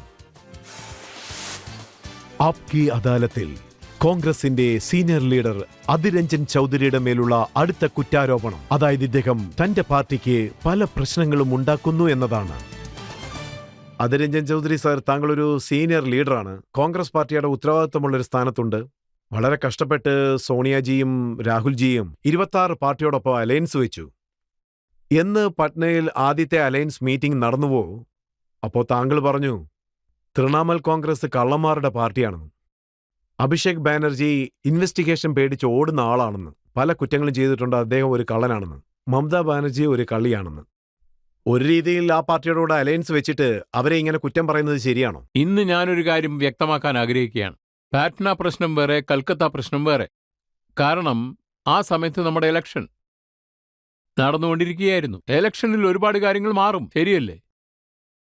പാർട്ടിയെയും ബംഗാളിനെയും രക്ഷിക്കേണ്ട ചുമതല എന്റേതല്ലേ? പക്ഷെ താങ്കൾ മമതാ ബാനർജിയെ കുറിച്ച് പറയുമ്പോൾ മമതാ ബാനർജി മോദിയുടെ ഒരു ബ്രോക്കറാണ്. നോക്കൂ, അവർ ഓപ്പോസിഷന്റെ സ്ട്രെങ്ത് കുറയ്ക്കാൻ വേണ്ടി മോദിയോടൊപ്പം ഡീൽ വെക്കുന്നെന്ന്. നോക്കൂ, ഞാനൊരു കാര്യം പറയട്ടെ. ഈ സമയത്ത് ഞാനും ഒരു പാർട്ടിയുടെ നേതാവായിട്ടിരിക്കുന്നു. അപ്പോ ഇത്തരമൊരു സാഹചര്യത്തിൽ, കോംപ്രമൈസേഷൻ ചെയ്യേണ്ട ഒരു സാഹചര്യത്തിൽ, അതിൻ്റെ പേരാണ് ഇന്ത്യ. പിന്നെ ഇന്ത്യയുടെ സൗന്ദര്യം കണ്ടിട്ട് മോദിജി ഒന്ന് ഭയപ്പെട്ടു പോയി. അപ്പോ ഞാൻ വിചാരിച്ചു അദ്ദേഹത്തിൻ്റെ ടെൻഷൻ ഒന്നുകൂടി കൂട്ടാമെന്ന്. അതുകൊണ്ട് എനിക്ക് തോന്നിയത് എന്താണെന്ന് വെച്ചാൽ, ഈ പ്രശ്നത്തിൽ കുറച്ചുകൂടി പ്രഷർ ഇട്ട് കഴിഞ്ഞാൽ നന്നായിരിക്കുമെന്ന് തോന്നി. കുറച്ചുനാൾ മുൻപ് താങ്കൾ പറഞ്ഞിരുന്നു വെസ്റ്റ് ബംഗാളിൽ പഞ്ചായത്ത് ഇലക്ഷൻ നടക്കുന്ന സമയത്ത് വലിയ കലാപങ്ങൾ നടന്നെന്ന്. ബോംബേർ നടന്നു, താങ്കളുടെ പാർട്ടിക്കാരെ മൃഗീയമായി ഉപദ്രവിച്ചു, പലരെയും കൊന്നിരിക്കുന്നു, വീടുകൾ അഗ്നിക്കിരയാക്കി. ശരിയാണ്. ഇപ്പൊ ആ പ്രശ്നങ്ങളൊക്കെ ശരിയില്ല, ഏതും ശരിയായില്ല. നോക്കൂ, ഇതെല്ലാം ലോക്കൽ ആൾക്കാരെ ചെയ്യുകയുള്ളൂ. അതിൻ്റെ അർത്ഥം എല്ലാം ശരിയായി എന്നല്ല. പക്ഷെ ഞാനൊരു കാര്യം പറയാൻ ആഗ്രഹിക്കുകയാണ്. നോക്കൂ, കുളത്തിനും നദിക്കും ഒരുപാട് വ്യത്യാസങ്ങളുണ്ട്. എന്താണെന്ന് പറയൂ? എന്നെ സംബന്ധിച്ചിടത്തോളം അതൊരു കുളമാണ്. നമ്മുടെ രാജ്യം നമുക്ക് പ്രധാനപ്പെട്ടതാണ്. കുളത്തിനേക്കാൾ കൂടുതൽ നമുക്കാവശ്യം നദികളെയാണ്. അതുകൊണ്ട് പറയേണ്ടത് ഞാൻ പറഞ്ഞു. ഇതും മാറ്റി പറയാൻ ഞാൻ ഒരുക്കമല്ല. ഞാനൊന്നും ഒളിച്ചു പറയുന്നില്ല. എനിക്കത് ഇഷ്ടമല്ല. വരുന്നത് വരട്ടെ എന്ന് പറഞ്ഞ് എന്തും പറയുന്ന ആളാണ് ഞാൻ. ഇപ്പോഴത്തെ സാഹചര്യം ഒന്ന് നോക്കൂ. ഇപ്പത് സത്യമായിട്ടും വളരെ സ്ട്രോങ് ആയിട്ടാണ് ഇരിക്കുന്നത്. അത് മെയിൻറ്റെയിൻ ചെയ്യണം. നിങ്ങൾ കാശ്മീരിനെ കുറിച്ച് ചോദിക്കൂ, അല്ലെങ്കിൽ രാജ്യത്തിനെ കുറിച്ച് ചോദിക്കൂ. ഇല്ല. നോക്കൂ, ഞാൻ ആ അർത്ഥത്തിൽ പറഞ്ഞിട്ടേ ഇല്ല. അങ്ങനെ ചെയ്താൽ ഭവിഷ്യത്ത് എന്തായിരിക്കും? നമ്മുടെ നില എന്തായിരിക്കും? മാർക്കറ്റിൽ തീപിടിച്ചു, എല്ലാ സാധനങ്ങൾക്കും തീപിടിച്ച വില. ഗവൺമെന്റിലുള്ള വ്യക്തികളും അങ്ങനെയല്ലേ പറയുന്നത്? അതിനെക്കുറിച്ച് എന്ത് പറയും? ഞങ്ങളോടും ചോദിച്ചോളൂ.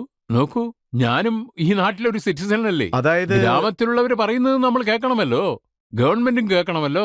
ജനങ്ങൾ ചോദിക്കാൻ പാടില്ലേ? നടക്കുന്ന കാര്യം കണ്ടാൽ അതും പറയുന്നു തോന്നുന്നു. നിങ്ങൾക്ക് കോൺഫിഡന്റ് ആയിട്ടുള്ള കാര്യങ്ങൾ നിങ്ങൾ ചോദിക്കുന്നു. നിങ്ങൾക്കതിൽ ബെനിഫിറ്റ് ഉണ്ടാകണമെന്ന് കരുതുന്നു. നിങ്ങൾ ചോദ്യം ചോദിക്കുന്നു. പക്ഷേ സത്യം എന്താണെന്ന് വെച്ചാൽ, സർ, ഞാൻ താങ്കൾ പറഞ്ഞ വാക്കുകൾ തന്നെ വീണ്ടും ഓർമ്മിപ്പിക്കുകയാണ്. എന്റെ വ്യക്തിപരമായ വാക്കുകളല്ല. ഞാൻ അങ്ങനെ പറഞ്ഞില്ല. ഞാൻ പറഞ്ഞത് എന്താണെന്ന് വെച്ചാൽ, ശ്രദ്ധിച്ചു കേൾക്കുന്നത്. ഞാൻ പറയുന്നത് എന്തെന്നാൽ, ഈ വിഷയത്തെക്കുറിച്ചും ഡിസ്കസ് ചെയ്യണം. തീർച്ചയായും. അതിന് ഗവൺമെന്റും സഹകരിക്കണമല്ലോ. എല്ലാം ഒന്ന് ഓപ്പണായിട്ട് സംസാരിച്ചു നോക്കൂ. എല്ലാ പ്രശ്നത്തെക്കുറിച്ചും പറയാം. പക്ഷെ ഞാൻ പറയുന്നത് ഉത്തരം നൽകാൻ താല്പര്യമില്ലാത്ത കാര്യങ്ങൾക്കാണ്. തീർച്ചയായും അങ്ങനെയല്ല. ഞാൻ പറയാൻ തയ്യാറാണ്. ഒരു പ്രശ്നവുമില്ല. എനിക്ക് ഒരു പ്രശ്നവുമില്ല. ഞാൻ ഉത്തരം പറയില്ലെന്ന് പറഞ്ഞിട്ടേ ഇല്ലല്ലോ. നിങ്ങൾ തന്നെ പറയൂ, ഞാൻ അങ്ങനെ പറഞ്ഞോ? നോക്കൂ, താങ്കൾ ഒരിക്കൽ പറയുന്നു വെസ്റ്റ് ബംഗാൾ കലാപ കലുഷിതമായ ഭൂമിയാണെന്ന്, അവിടെ രാഷ്ട്രീയം വേറെ രീതിയിലാണ് ഉള്ളതെന്ന്, പറ്റിക്കപ്പെടുന്നെന്നും പറയുന്നു. പക്ഷെ ഇപ്പോൾ താങ്കൾ പറയുന്നു ഇനി ഞാൻ അങ്ങനെയൊന്നും പറയില്ലെന്ന്. ഒരു മിനിറ്റ് പറയൂ. വിത്തിനും മാതള മരത്തിനും വ്യത്യാസമുണ്ട്. കല്ലിനും വൈരക്കല്ലിനും വ്യത്യാസമുണ്ടല്ലോ. അതിന് മലയാളത്തിൽ എന്താ പറയുക? ഒരുപോലെ ഉണ്ടാവില്ല, വ്യത്യാസമായിട്ടേ ആയിരിക്കും. അത് ഞാൻ നന്നായി മനസ്സിലാക്കിയിട്ടുണ്ട്. ഞാൻ താങ്കളോട് മമതാ ബാനർജിയെ കുറിച്ച് താങ്കൾ എന്ത് പറഞ്ഞുവോ അതിനെക്കുറിച്ച് ഒന്നും തന്നെ ചോദിച്ചിട്ടില്ല. എല്ലാം പറഞ്ഞു കഴിഞ്ഞില്ലേ, ഇനി എന്താ പറയാനുള്ളത്? പക്ഷെ മമതാ ബാനർജിക്കും താങ്കൾക്കും ഏർപ്പെട്ട വഴക്ക് വളരെ പഴയതല്ലേ? ഇല്ല, വഴക്കൊന്നുമില്ല. രണ്ടുപേരും രണ്ട് പാർട്ടിയിലാണുള്ളത്. അഭിപ്രായ വ്യത്യാസമുണ്ടാകുമല്ലോ, അത്രമാത്രം. താങ്കൾ കോൺഗ്രസിൽ ഇരിക്കുന്നത് അവർക്ക് ഇഷ്ടമല്ല അല്ലേ? അതെ, വേറെന്തായിരിക്കും. ശരി, താങ്കളുടെ മറ്റൊരു സ്റ്റേറ്റ്മെന്റ് ഞാൻ ഓർമ്മപ്പെടുത്തുകയാണ്. ഇത് കണ്ട് താങ്കളുടെ പാർട്ടിക്കാർ തന്നെ ടെൻഷനായി. അതായത് താങ്കൾ പാർലമെന്റിൽ എന്ത് പറഞ്ഞെന്ന് വെച്ചാൽ, രാഹുൽ ഗാന്ധിയെ പപ്പു എന്ന് വിളിക്കുന്നു പറഞ്ഞു. ഇല്ല, ഞാൻ അങ്ങനെ പറഞ്ഞില്ല. ഞാൻ പറഞ്ഞത് സത്യം തന്നെ. ഞാൻ പറഞ്ഞത് എന്താണെന്ന് വെച്ചാൽ, ആരൊക്കെ രാഹുൽജിയെ പപ്പു എന്ന് പറയുന്നുവോ അവരെക്കുറിച്ച് ഓർക്കുമ്പോൾ വളരെ സഹതാപമാണ് തോന്നുന്നത് എന്നേ പറയാൻ പറ്റൂ. നമ്മുടെ പ്രധാനമന്ത്രി കൂടി ഇടയ്ക്കിടയ്ക്ക് പുറം രാജ്യത്തൊക്കെ പോകുന്നില്ലേ? രാഹുൽജിയും പോകുന്നുണ്ട്. ഇപ്പോൾ ആലോചിച്ച് നോക്കൂ, പ്രധാനമന്ത്രി എല്ലാ മാസവും പോകുന്നുണ്ട്, രാഹുൽജിയും അടിക്കടിക്ക് പോകുന്നുണ്ട്. എന്താണ് വ്യത്യാസമെന്നാൽ, പ്രധാനമന്ത്രി വെളിയിൽ പോയി സ്പീച്ച് കൊടുക്കുന്നു, അപ്പോൾ അവിടെ ടെലിപ്രോംപ്റ്റിംഗ് ആവശ്യമായി വരുന്നു. അതിലെല്ലാം എഴുതി കാട്ടണം, ഫസ്റ്റ് പേജ് എഴുതി കാട്ടണം. വെളിയിൽ കാണുന്നവർക്ക് അതറിയില്ല, പക്ഷെ സംസാരിക്കുന്നവർക്ക് അതറിയാം. അവിടെ എഴുതിയിരിക്കുന്നത് അങ്ങനെ വായിക്കുകയാണ്. അതിനെയാണ് ടെലിപ്രോംപ്റ്റർ എന്ന് പറയുന്നത്. രാഹുൽ ഗാന്ധിക്ക് അതിന്റെ ആവശ്യമേ ഇല്ല. അത് ഓക്സ്ഫോർഡ് ആയാലും സ്റ്റാൻഫോർഡ് ആയാലും അത് ഏത് സ്ഥലമായാലും ശരി. അതായത് രാഹുൽ ഗാന്ധിജി വെളിയിലേക്ക് പോകുമ്പോൾ ടെലിപ്രോംപ്റ്റർ പോലെയുള്ള ഒരു കാര്യവും ആവശ്യമായി വരുന്നില്ല. രാഹുൽ ഗാന്ധിജി സ്വന്തം ശൈലിയിലാണ് സംസാരിക്കുന്നത്. പക്ഷെ നമ്മുടെ രാജ്യത്തിന്റെ പ്രധാനമന്ത്രി അദ്ദേഹത്തിന് ഒരു ടെലിപ്രോംപ്റ്റർ വേണം. എന്നിട്ടും നിങ്ങൾ രാഹുൽ ഗാന്ധിജിയാണ് പപ്പു എന്ന് പറയുന്നത്. നിങ്ങൾക്ക് കാര്യം മനസ്സിലായി കാണുമെന്ന് കരുതുന്നു. ആ അർത്ഥത്തിലാണ് ഞാൻ ചോദിച്ചത്. ഞാൻ എന്റെ മനസ്സിൽ തോന്നിയത് അതേപോലെ പറഞ്ഞു, അപ്പൊ അത്രമാത്രം. താങ്കൾ പപ്പു എന്ന് വിളിച്ചില്ലെന്നാണോ? നിങ്ങൾ മനസ്സിലാക്കിക്കോളൂ. എന്തിനു വേണ്ടി രാഹുൽ ഗാന്ധിജിയെ പപ്പു എന്ന് പറയണം? അതാണ് ഞാൻ മനസ്സിലാക്കിക്കാൻ ശ്രമിക്കുന്നത്. മറ്റൊരു കുറ്റാരോപണം നിക്കൂ. അവർ എന്തിനാണ് പപ്പു എന്ന് പറയുന്നത്? പപ്പുവിന്റെ അർത്ഥം എന്ന് പറയൂ, കേൾക്കട്ടെ. എന്നാലേ പറയാൻ പറ്റൂ അത് വേണ്ട എന്ന്. അത് BJP-കാരാണ് പറയുന്നത്. എന്റെ ജോലി തന്നെ താങ്കളോട് ചോദ്യം ചോദിക്കുന്നതല്ലേ. പിന്നെ താങ്കൾ ചൈനയെക്കുറിച്ച് ഒരു ട്വീറ്റ് ചെയ്തിരുന്നു. അതിൽ താങ്കൾ എഴുതിയിരുന്നു, be careful China, Indian forces know how to defeat. ഇത് താങ്കൾക്ക് ഓർമ്മയില്ലേ എന്നാണ് എഴുതിയെന്ന്? പാർട്ടി പ്രവർത്തകർ പോലും താങ്കളുടെ ഈ സ്റ്റേറ്റ്മെന്റ് എതിർത്തില്ലേ? ആനന്ദ് ശർമ്മയുടെ സ്റ്റേറ്റ്മെന്റ് ഇപ്പൊ എന്റെ ഇല്ല, ആ വിഷയം തന്നെ വേറെയാ. ഞാൻ പറഞ്ഞത് എന്താണെന്ന് വെച്ചാൽ ഇത് ഇങ്ങനെ വിട്ടുകഴിഞ്ഞാൽ ഇത് ആപത്തെന്ന്. ആ സന്ദർഭം അത് അത് നിങ്ങൾക്ക് കഷ്ടമായിട്ട് തോന്നുന്നില്ലേ? ആനന്ദ് ശർമ്മ പറഞ്ഞിരിക്കുന്നത് ഇല്ലില്ല, താങ്കൾ വേറെ അങ്ങനെയൊന്നുമില്ല, രീതിയിൽ സംസാരിക്കുന്നു എന്ന്. അതായത് അദ്ദേഹം ഇതിൽ പറയുന്നത് എന്താണെന്ന് വെച്ചാൽ ലോക്സഭാ ലീഡർ അധിർ രഞ്ജൻ ചൗധരി ചൈനയാണോ അതെ താങ്കളുടെ അതെ, സ്വന്തം? ശരിയാണല്ലോ പറഞ്ഞത്. എന്റെ അഭിപ്രായമല്ലേ ഞാൻ പറഞ്ഞത്. ഞാൻ എന്താ പറഞ്ഞത്? ചൈന നമുക്ക് തലവേദനയായി മാറുമെന്ന്. അത് തീരാത്ത തലവേദനയാകുമെന്ന്. അത്രമാത്രം. ഇപ്പൊ നോക്കൂ, ലഡാക്കിൽ പ്രശ്നം തുടങ്ങി. ഇനി എന്ത് ചെയ്യുമെന്നറിയില്ല. അതല്ലേ ഞാൻ താങ്കൾ പറഞ്ഞതിൽ പറഞ്ഞത്? വല്ല തെറ്റുമുണ്ടോ? ഞാൻ എന്റെ അഭിപ്രായമാണ് പറഞ്ഞത്. എനിക്കത് വളരെ ആപത്തായിട്ട് തോന്നി. ചൈന നമുക്ക് വളരെ ആപത്താണ്. അതുകൊണ്ടാണ് പറഞ്ഞത്. ഇപ്പോൾ ലഡാക്കിൽ ഒരു പ്രശ്നവുമില്ല. അരുണാചലിൽ നമ്മളുടെ ഇതിനെ ഇടിച്ചിട്ട് ഒരു ഗ്രാമം ഉണ്ടാക്കുമായിരുന്നില്ല. എനിക്കങ്ങനെ തോന്നി. അതുകൊണ്ടാണ് അങ്ങനെ പറഞ്ഞത്. അത് നമ്മുടെ തലയ്ക്കുമീതെയുള്ള കത്തിയാണെന്ന് എനിക്ക് തോന്നി. റിയാക്ട് ചെയ്യണ്ടേ? ഒരു നിമിഷം ഞാനെന്താ ഞാൻ പറയുന്നത് പറഞ്ഞത്? താങ്കൾ കേൾക്കൂ. ഇതിനെ ടെൻഷൻ ഒരു ആവുന്നു. പ്രാവശ്യം ഞാൻ പറയുന്നത് കേൾക്കൂ. ഇതെന്റെ ഇൻഡിവിജ്വൽ ഫീലിംഗ്. അതാണ് ഞാൻ പറഞ്ഞത്. ഇതെന്റെ സ്വന്തം അഭിപ്രായമാണ്. ഇനിയും ഒരുപാട് സ്വന്തം അഭിപ്രായങ്ങളുണ്ട്. പക്ഷെ ഒരുപാട് പേര് സമ്മതിക്കില്ല. ആ സന്ദർഭത്തിലുള്ള എന്റെ അഭിപ്രായമാണ് ഞാൻ പറഞ്ഞത്. അത് എന്റെ പ്രോപ്പർട്ടി, എന്റെ ഇൻഡിവിജ്വൽ ഒപ്പീനിയൻ, എന്റെ പ്രോപ്പർട്ടി. ചൈന ലഡാക്കിൽ 2000 സ്ക്വയർ ഫീറ്റില് നമ്മളുടെ നിലത്തിനെ ആക്രമിച്ചിരിക്കുകയാണ്. അരുണാചലത്തിൽ നമ്മുടെ ഗ്രാമത്തിനെ പിടിച്ചു വെച്ചിരിക്കുകയാണ്. നമുക്കത് ആപത്താണ്. സിക്കിം, അരുണാചൽ, അതിനുശേഷം ലഡാക്ക്, എല്ലാ സ്ഥലവും. അരുണാചലിൽ നിന്നും ലഡാക്കിലേക്ക് ആ ആപത്ത് തുടർന്നുകൊണ്ടേയിരിക്കുകയാണ്. അതുകൊണ്ടാണ് ഞാൻ അങ്ങനെ എഴുതിയത്. കാരണം അത് അത്യാപത്താണ്.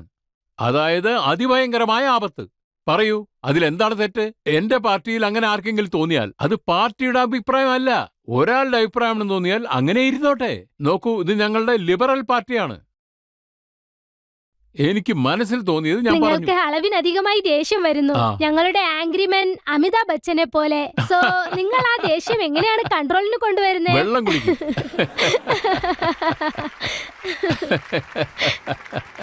എനിക്കിപ്പോ തോന്നുന്നത് വെള്ളം കുടിക്കാൻ വേണ്ടി ഒരു ബ്രേക്ക് എടുക്കാമെന്നാണ്. തീർച്ചയായും ആദ്യം ഞാൻ തന്നെ കുടിക്കട്ടെ. ചെറിയൊരു ബ്രേക്കിന് ശേഷം ആപ്കി അദാലത്തിൽ അടുത്ത ചോദ്യങ്ങൾ വരുന്നതായിരിക്കും. രാഹുൽ ഗാന്ധിജി നല്ലൊരു മനുഷ്യനാണ്, അത്ഭുതകരമായ മനുഷ്യൻ, വലിയ ജ്ഞാനിയും കൂടിയാണ്.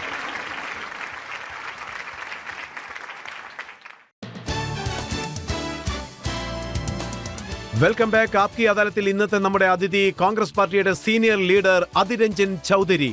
ആപ്കി അദാലത്തിൽ അടുത്ത കുറ്റാരോപണം.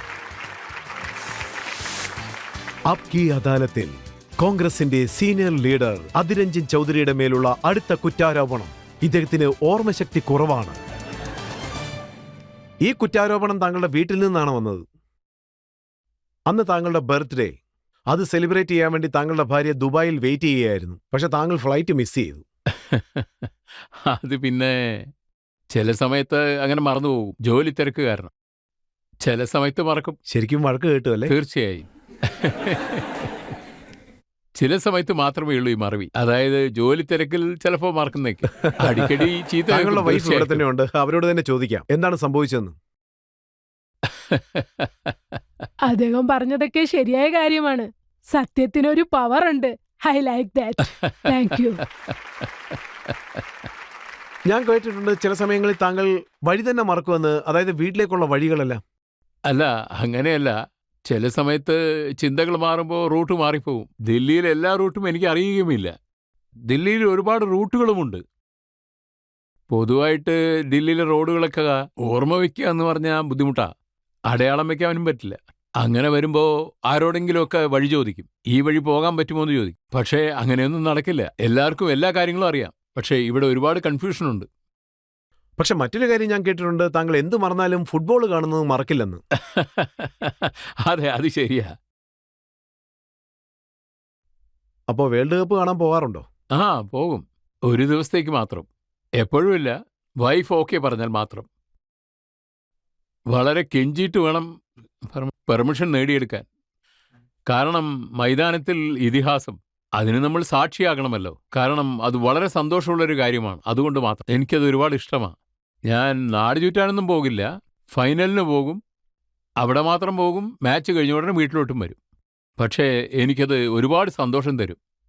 അതാണ് മറക്കാനാവാത്ത സന്തോഷം.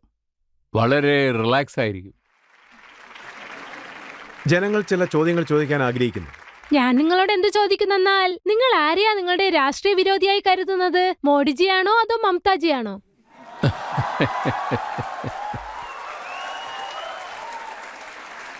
സഹോദരി, ഞാൻ ആരെയും ശത്രുവായി കാണുന്നില്ല. പൊളിറ്റിക്സിൽ ആരും ശത്രുക്കളല്ല.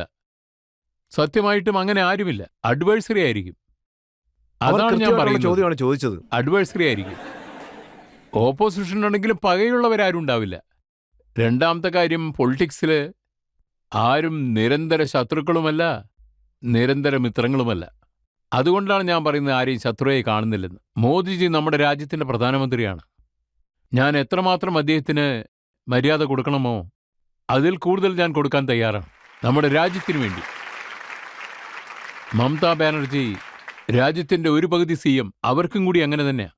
എന്നാലും ഞാൻ പറയുന്നു, അത്രയും ജനങ്ങളുടെ റിയാക്ഷൻ എവിടെയൊക്കെ സംസാരിക്കുന്നുവോ, ഓപ്പോസിഷൻ ചെയ്യണോ അതോ സപ്പോർട്ട് ചെയ്യണോ എന്ന് ഞങ്ങൾ പല ആംഗിളുകളിൽ നിന്ന് ആലോചിക്കും. Personal view point. അതുകൊണ്ട് എനിക്കാരും ശത്രുക്കളല്ല. തീർച്ചയായും ഓപ്പോസിഷൻ ഉണ്ടാവും. അങ്ങനെ ഒരു നാൾ വരുമോ? അതായത് അതിരഞ്ജൻ ചൗധരിയും മമതാ ബാനർജിയും സുഹൃത്തുക്കളാകുന്ന ഒരു ദിവസം? അതിനെക്കുറിച്ച് നിങ്ങളെന്തിനു വിഷമിക്കണം? അങ്ങനെ ഒരു ദിവസം വരുമോ? അതല്ല ഞാൻ പറഞ്ഞത്. രാഷ്ട്രീയത്തിൽ politics is the heart of possibles. എന്ത് വേണമെങ്കിലും നടക്കാം. കുറച്ചു ദിവസം മുമ്പേ ലാലുജി രാഹുൽജിയെ കല്യാണം കഴിക്കാനായി നിർബന്ധിച്ചു അല്ലേ? എനിക്ക് തോന്നുന്നു അദ്ദേഹത്തിന് നിങ്ങളോട് റെസ്പെക്ട് ഉണ്ടെന്ന്. നിങ്ങൾ അതിനെക്കുറിച്ചൊന്നും പറഞ്ഞില്ലല്ലോ. ഇല്ല ഇല്ല ഇല്ല, അത്തരം കാര്യങ്ങളൊന്നും ഞാൻ സംസാരിക്കാറില്ല. ലാലു പ്രസാദിനോട് നമ്മുടെ ഗാന്ധി കുടുംബത്തിന് നല്ല നല്ല ബന്ധമാണുള്ളത്. അവർക്കിടയിൽ എന്ത് വേണമെങ്കിലും സംസാരിക്കാം. പക്ഷേ എനിക്കത് പറ്റില്ല. പക്ഷേ കല്യാണം കഴിച്ചു കഴിഞ്ഞാൽ ഞാൻ ഉണ്ണാൻ പോകും തീർച്ചയായും.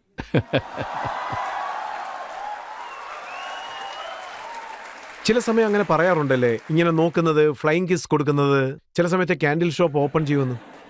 നോക്കൂ, എന്തു ചെയ്താലും രാഹുൽ ഗാന്ധിജിക്ക് മനസ്സിലാക്കുന്ന രീതിയിൽ ചെയ്യണം. രാഹുൽ ഗാന്ധിജി നല്ലൊരു മനുഷ്യനാണ്, അത്ഭുതകരമായ മനുഷ്യൻ, വലിയ ജ്ഞാനിയും കൂടിയാണ്.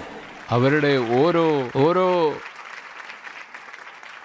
അദ്ദേഹം സംസാരിക്കുന്ന ഒരുപാട് വിഷയങ്ങളുണ്ട്. അതിനെ തലകീഴായിട്ട് ജനങ്ങളുടെ ഇടയിൽ തെറ്റായി കാണിച്ചു കൊടുക്കുകയാണ്, തെറ്റായ രീതിയിലുള്ളൊരു പിക്ചർ. ഇത് ശരിയല്ല. കാരണം രാഹുൽ ഗാന്ധിയുടെ വീക്ഷണം എന്താണെന്ന് വെച്ചാൽ നമ്മൾ മനസ്സിലാക്കണം. രാഹുൽ ഗാന്ധിജിയെ സാധാരണ ആൾക്കാർ, അതായത് വളരെ നല്ല രീതിയിൽ സപ്പോർട്ട് ചെയ്യുന്നവർ, നേരിട്ട് പോയി അദ്ദേഹത്തോട് സംസാരിക്കുന്നുണ്ടെന്ന് പറഞ്ഞാൽ അവർക്കത് മനസ്സിലാകും. എനിക്കത് ഉറപ്പോടെ പറയാൻ പറ്റും. ദാ നോക്കൂ, ആർക്ക് വേണമെങ്കിലും എന്ത് വേണമെങ്കിലും പറയാം. അതുകൊണ്ടൊന്നും സംഭവിക്കില്ല. രാജസ്ഥാൻ പോയില്ലേ, അദ്ദേഹം അവിടെ തന്നെ പറഞ്ഞു, ഞാൻ രാജസ്ഥാനിലേക്ക് പോകുന്നു, മുഖ്യമായൊരു ജോലിക്ക് വേണ്ടിയാണെന്ന്. സഭയിലും അത് അദ്ദേഹം പറയുകയുണ്ടായി. സമയം കീപ്പപ്പ് ചെയ്യുന്ന ആളാണ്. എല്ലാവരും എണീറ്റ് നിന്ന് കിസ് ചെയ്ത് പോയിട്ട് വരുമെന്ന് പറഞ്ഞു, അത്രമാത്രം. അതൊരു പ്രത്യേക സ്നേഹം. അതിലെന്താണ് തെറ്റെന്ന് എനിക്ക് അറിയുന്നില്ല. ഇതിൽ ജെൻഡർ ഒന്നും നോക്കേണ്ട കാര്യമില്ല. നമ്മൾ നമസ്കാരം പറയുന്നില്ലേ, അതും അതുപോലെ തന്നെ. നിങ്ങൾ നോക്കുന്ന കണ്ണിനനുസരിച്ചിരിക്കും കാഴ്ചകളൊക്കെ. താങ്കൾ പറഞ്ഞു തരുന്നത് കാണണം, സംസാരിക്കണം, ഇതല്ലേ? ആപ്യാതാളത്തിൽ മറ്റൊരു ഗസ്റ്റും വന്നിരുന്നു. ഞാൻ അദ്ദേഹത്തിനെ കാണാൻ പോകുമ്പോൾ അദ്ദേഹം നായിക്ക് ബിസ്ക്കറ്റ് കൊടുത്തോണ്ടിരിക്കുകയായിരുന്നു. നായ്ക്ക് ബിസ്ക്കറ്റ് കൊടുക്കുന്നത് പാപപ്രവൃത്തിയാണോ? വായില്ലാത്ത ജീവൻ. നമ്പർ 1. നമ്പർ 2 ഞാൻ പറയാം. ഞാൻ പറയുന്നത് എന്താണെന്നാൽ ഡോഗ്, DOG, അതിനെ തിരിച്ചിട്ടാൽ ഗോഡ്. അതിന് ബിസ്ക്കറ്റ് കൊടുത്താൽ എന്താണ് അതിൽ തെറ്റ്? ഒരു നായിന് ബിസ്ക്കറ്റ് കൊടുക്കുന്നതിൽ എന്താണ് തെറ്റെന്ന് പറയൂ. അവരെന്താ പറഞ്ഞതെന്ന് വെച്ചാൽ താങ്കൾ മറ്റൊരു പറഞ്ഞാട്ടെ. വ്യക്തിയുടെ പ്ലേറ്റിൽ നിന്ന് എടുത്തു കൊടുത്തെന്ന്. അതായത് ഞാൻ എൻ്റെ വീട്ടിൽ ഒരു ഡോഗിനെ വളർത്തിയിരുന്നു. അതിന് വയസ്സായി. ചിലർ പറഞ്ഞു അതിന് ആട്ടി ഓടിക്കാൻ. ഞാനത് പറ്റില്ലെന്ന് പറഞ്ഞു. ജീവനുള്ളവരെ ഭക്ഷണം കൊടുക്കും. അങ്ങനെയല്ലേ? ഞാൻ എല്ലാറ്റിനും ഇഷ്ടപ്പെടുന്നു. താങ്കൾ വളരെ നന്നായിട്ട് സംസാരിച്ചു. അതൊരു ഡോഗ് ലവറാണ്. വളരെ സന്തോഷം. ഇതോടുകൂടി നമുക്കൊരു ചെറിയ ബ്രേക്ക് എടുക്കാം. ഇതിൽ കൂടുതൽ എന്തുണ്ട്? എന്നെ വിട്ടേക്ക്, എന്നെ എന്ത് വിടാൻ? വിട്ടേക്ക്. എനിക്കൊരു കാര്യം പറയാനുണ്ട്. അതായത് എന്താണെന്ന് വെച്ചാൽ, എനിക്ക് ചോദ്യം ചോദിക്കുന്നവരെ വിട്ടേക്ക്. ആദ്യമായിട്ട് എന്റെ ഭാര്യ ഇത്തരം ഒരു പരിപാടിക്ക് വന്നിരിക്കുന്നു. വരൂ, ആപ്കി അദാലത്തിൽ നമുക്കൊരു ചെറിയ ബ്രേക്ക് എടുക്കാം. ബ്രേക്കിന് ശേഷം നമ്മുടെ ജഡ്ജി എന്താണ് ജഡ്ജ്മെന്റ് പറയാൻ പോകുന്നതെന്ന് നമുക്ക് നോക്കാം.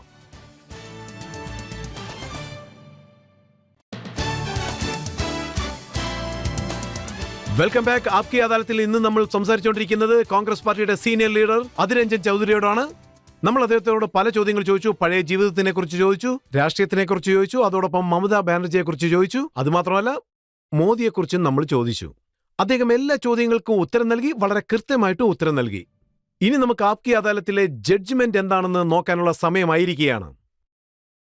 അധിരഞ്ജൻ ചൗധരി അങ്ങനെ ഒരു മനുഷ്യനാണ്. അദ്ദേഹം കാരണമാണ് അദ്ദേഹത്തിന്റെ പാർട്ടി ബംഗാളിൽ ഇത്രയധികം സ്ട്രോങ് ആയിരിക്കുന്നത്. ഈ കോർട്ട് പറയാൻ ആഗ്രഹിക്കുന്നത് അധിരഞ്ജൻ ചൗധരി ഒരു ഫൈറ്ററാണ്. ശക്തനായ ഒരാൾ പാർട്ടിക്ക് വേണ്ടിയിട്ട് ഫൈറ്റ് ചെയ്യുന്നു. അതുമാത്രമല്ല, സ്വന്തമായ ഒരു ഇടവും ഉണ്ടാക്കിയിട്ടുണ്ട്. മറ്റൊരു ഭാഗത്ത് മറ്റുള്ള കക്ഷികളോട് ഫൈറ്റ് ചെയ്യുന്നു, യുദ്ധം ചെയ്യുന്നു. പിന്നെ ഇദ്ദേഹത്തിന് മേൽ ആരോപിച്ചിരിക്കുന്ന കുറ്റങ്ങളൊക്കെ ഈ കോടതി നിരപരാധികം തള്ളിക്കളയുന്നു. അധിരഞ്ജൻ ചൗധരിയെ ഈ കോടതി കുറ്റവിമുക്തനാക്കുന്നു. അതോടൊപ്പം അദ്ദേഹത്തിന് ഒരു അഡ്വൈസ് നൽകാൻ ആഗ്രഹിക്കുന്നു. ഇനി ബംഗ്ലയിൽ സംസാരിക്കൂ, പാർലമെന്റിലല്ല. കാരണം മിസ്അണ്ടർസ്റ്റാൻഡിംഗ് വരുന്നുണ്ട്. കാരണം ഇദ്ദേഹത്തിന്റെ സംസാരം പലതും തെറ്റിദ്ധരിക്കപ്പെടുന്നതാണ്. ഈ കോടതി ഇദ്ദേഹത്തെ മനസ്സിലാക്കിയിരിക്കുന്നത്, ഇദ്ദേഹം എടുത്ത തീരുമാനങ്ങളുണ്ടല്ലോ, അദ്ദേഹത്തിന്റെ ഫ്യൂച്ചർ, അദ്ദേഹത്തിന്റെ കാര്യങ്ങൾ, അതെല്ലാം തന്നെ ഈ ജനങ്ങൾക്ക് വേണ്ടിയിട്ടുള്ളതാണ്. ഇദ്ദേഹം ജനങ്ങളോട് കഴിയാൻ ആഗ്രഹിക്കുന്ന ആളാണ്.